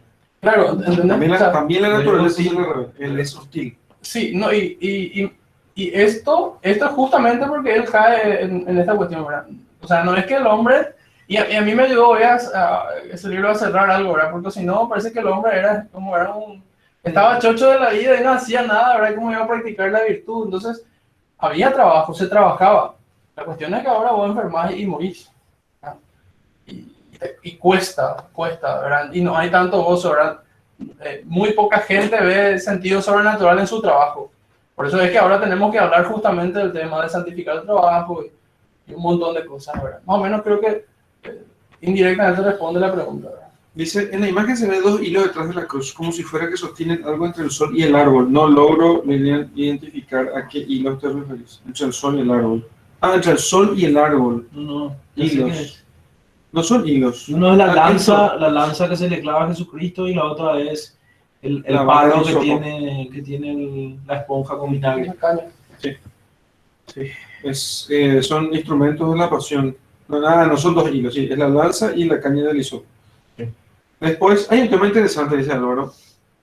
Un tema interesante del Génesis, y es que Dios, antes del pecado original, pone al hombre en el jardín para que lo trabaje. Sí, acabo de decir. Sí. El trabajo, por tanto, no es un castigo. No es un castigo. Había un tema así, el trabajo es un castigo.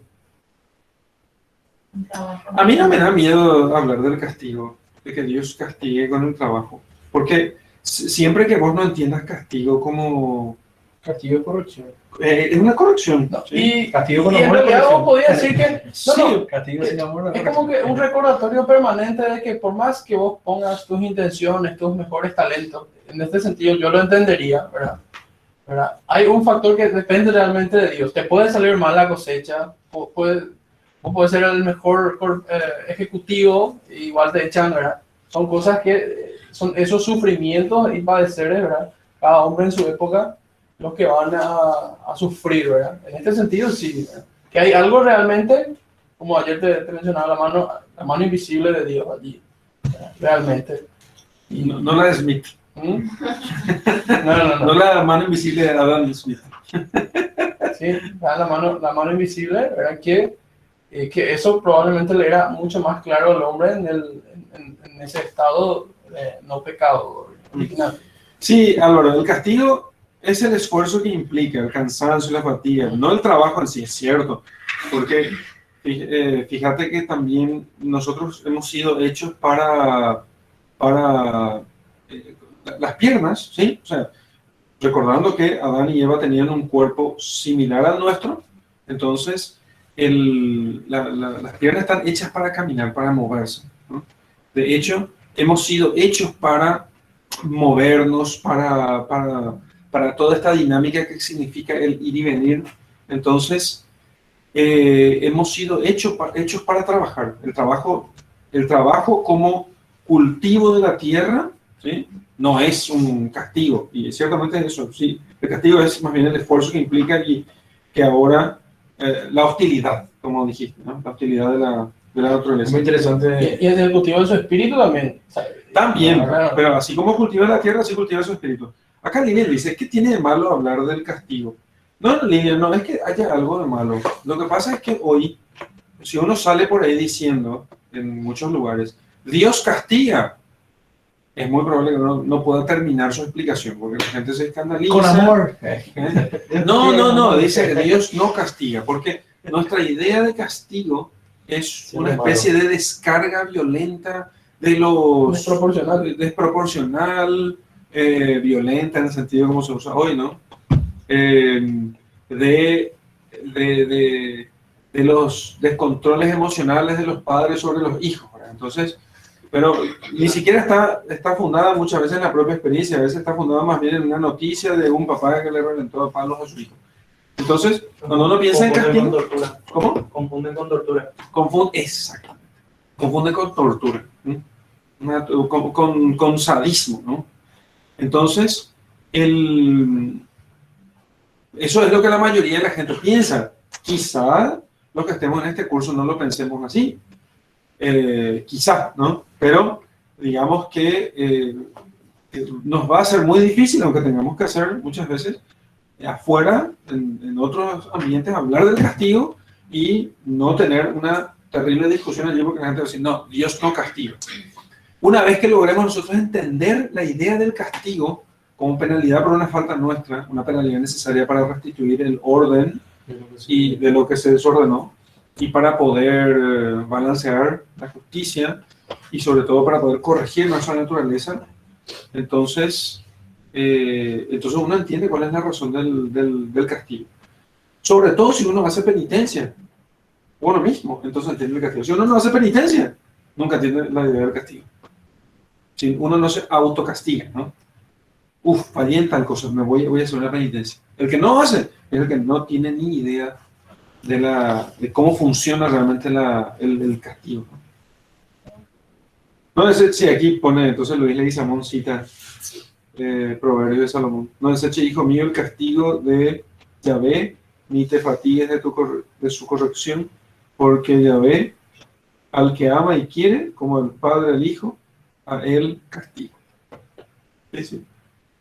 ¿Sabes qué? Me parece sumamente interesante con la parte del trabajo, ¿verdad?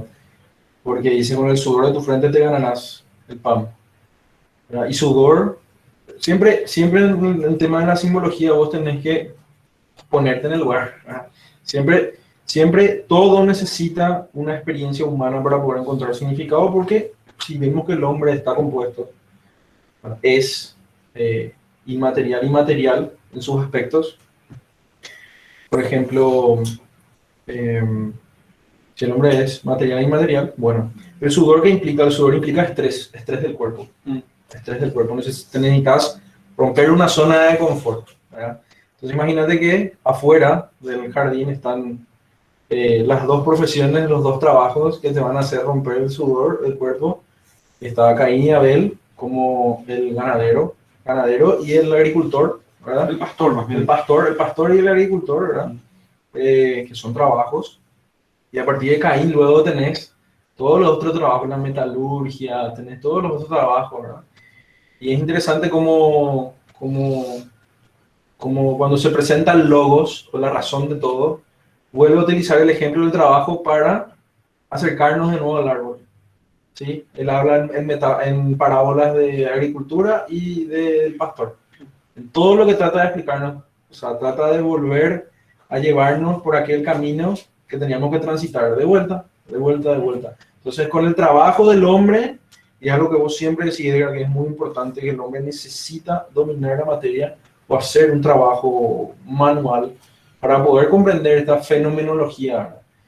Entonces, a mis alumnitos, cuando les explico algo sobre parábolas de agricultura o de pastores, primero les introduzco en ese ambiente, ¿verdad? Cosa que ellos no saben, no tienen experiencia, nunca plantaron un tomate, ¿verdad? Entonces yo les necesito demostrar cuáles son las condiciones para que se pueda entender la parábola, ¿verdad? Entonces, ¿eso qué quiere decir? Que el hombre necesitaba trabajar y sudar para poder entender también el mensaje salvífico que le lleva de nuevo a esa montaña, a ascender luego a través de Jesús.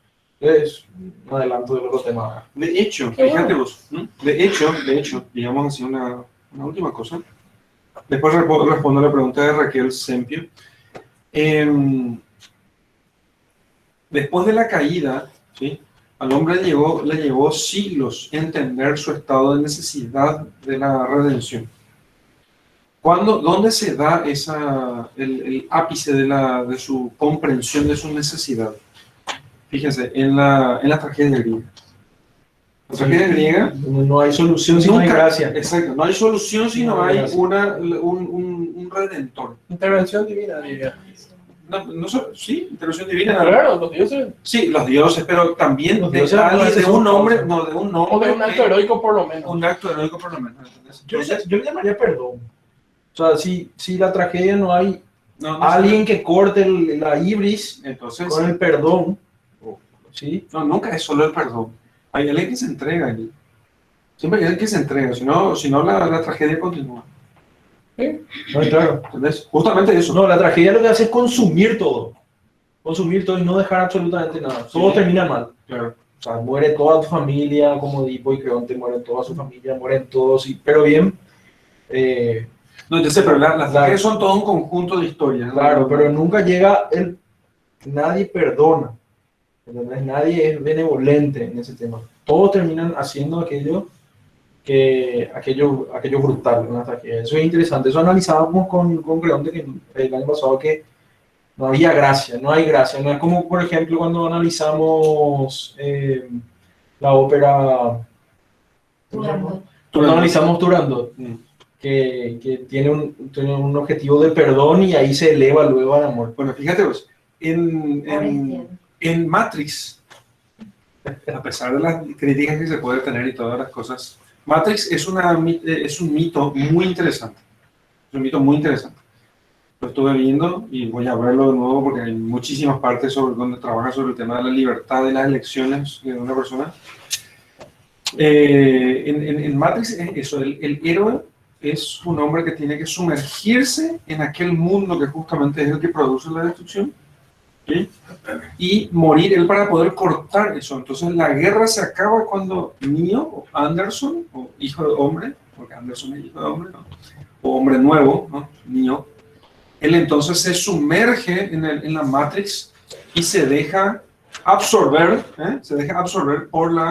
por Smith, que era el virus que estaba adentro. Entonces él logra unir, digamos así, los dos mundos, las máquinas y los hombres que estaban en guerra, ¿no?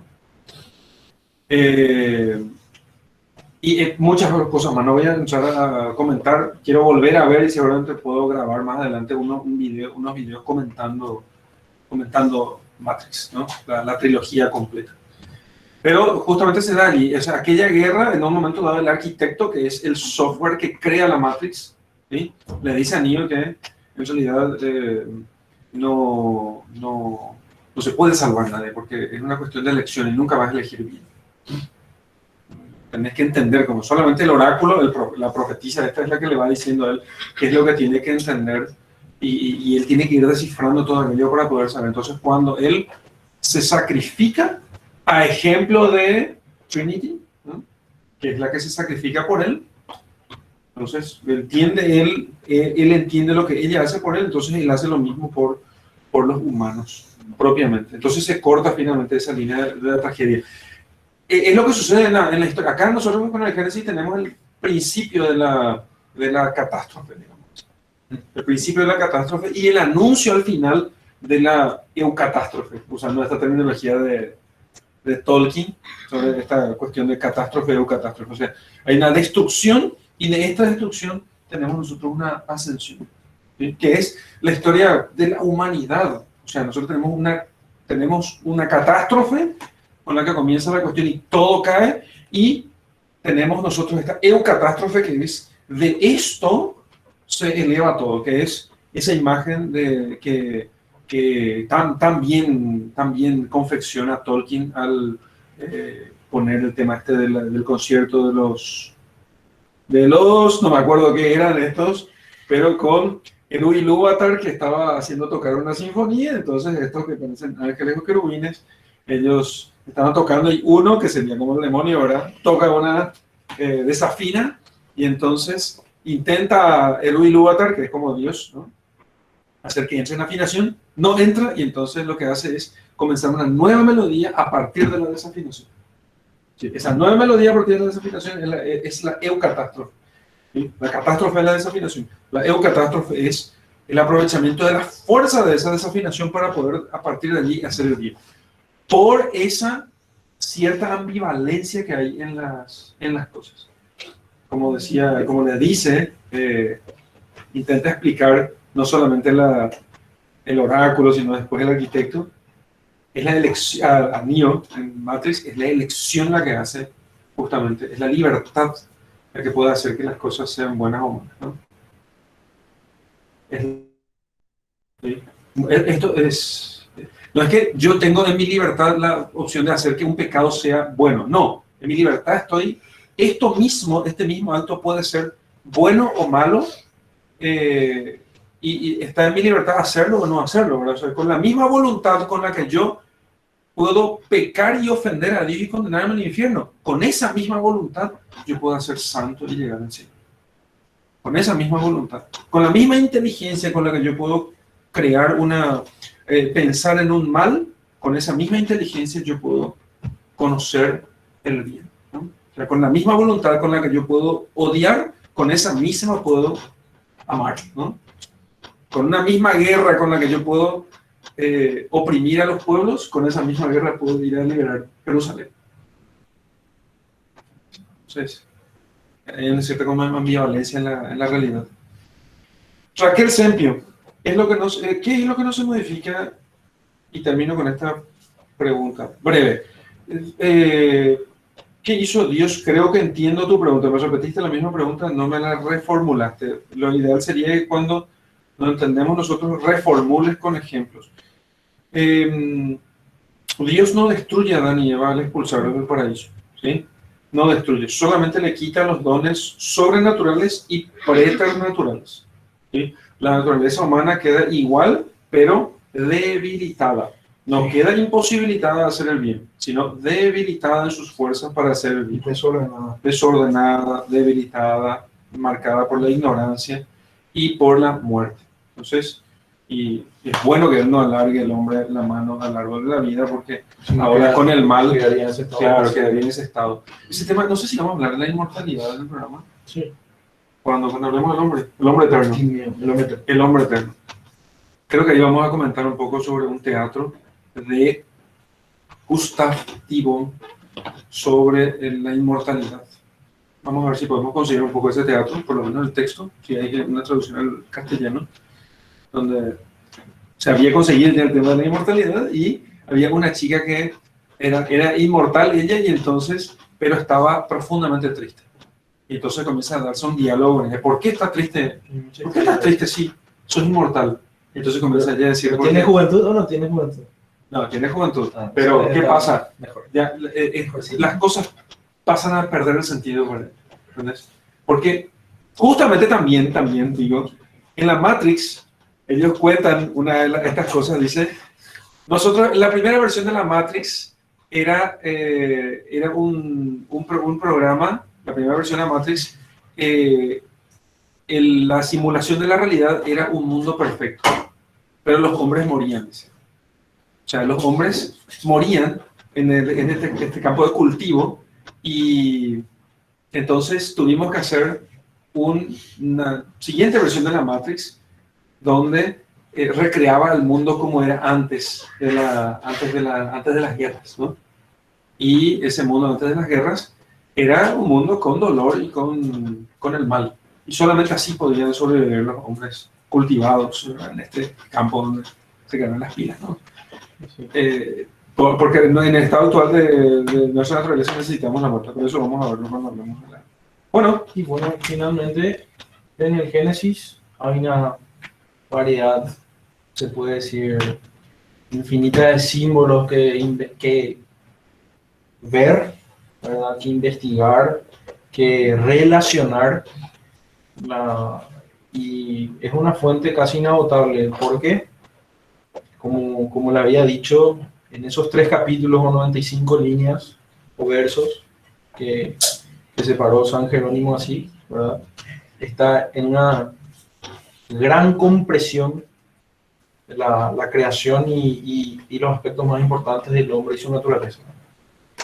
El resto es un desarrollo muy interesante que necesita su desarrollo para que todos podamos comprender ese aspecto, porque el jardín del Edén no se entiende sin su subsecuente historia, ¿verdad? Pero como le estaba diciendo a Luis, vuelve otra vez todo encima del jardín del Edén, porque sin aquel espacio donde todo tendría que morir en algo frío o la materia dejar de tener, haber expedido toda su energía, ¿sí? La Nueva Jerusalén es de nuevo un jardín con sus muros bien detallados y todos viven dentro de él y el árbol está en medio. Es como, Hay que usar el selectivo. claro, se vuelve a reimponer el jardín a través de aquella inversión, aquella revolución que primero hizo el cambio y que luego Cristo a través de su mismo elemento, la muerte, nos vuelve a dar la vuelta. ¿Sí? Entonces, esa es la historia del hombre, está increíblemente contenida dentro de esos 3 primeros capítulos y es, como le dije, una fuente inagotable. Así como Dios creó las cosas y le dio la opción al hombre para que dé nombre a las cosas y no las pueda crear con su voz así como Dios las crea, él también entra dentro de la verdad y la forma como el hombre de su corrupción no puede dar el nombre correcto a las cosas fuera del jardín. Tiene dentro de esos capítulos pues, mucho significado simbólico. Y simbólico no significa que no sea verdad. Es un patrón que tenemos que acostumbrarnos a ver porque esa historia ocurrió a seres humanos y los seres humanos somos los que le damos significado a las cosas a través de esa capacidad espiritual que tenemos. Bueno, gracias a todos por haber estado hoy con nosotros. Hasta el Dios les próximo bendiga martes. mucho. Nos vemos el próximo martes. Así Chau, es. chau. Chau, chau.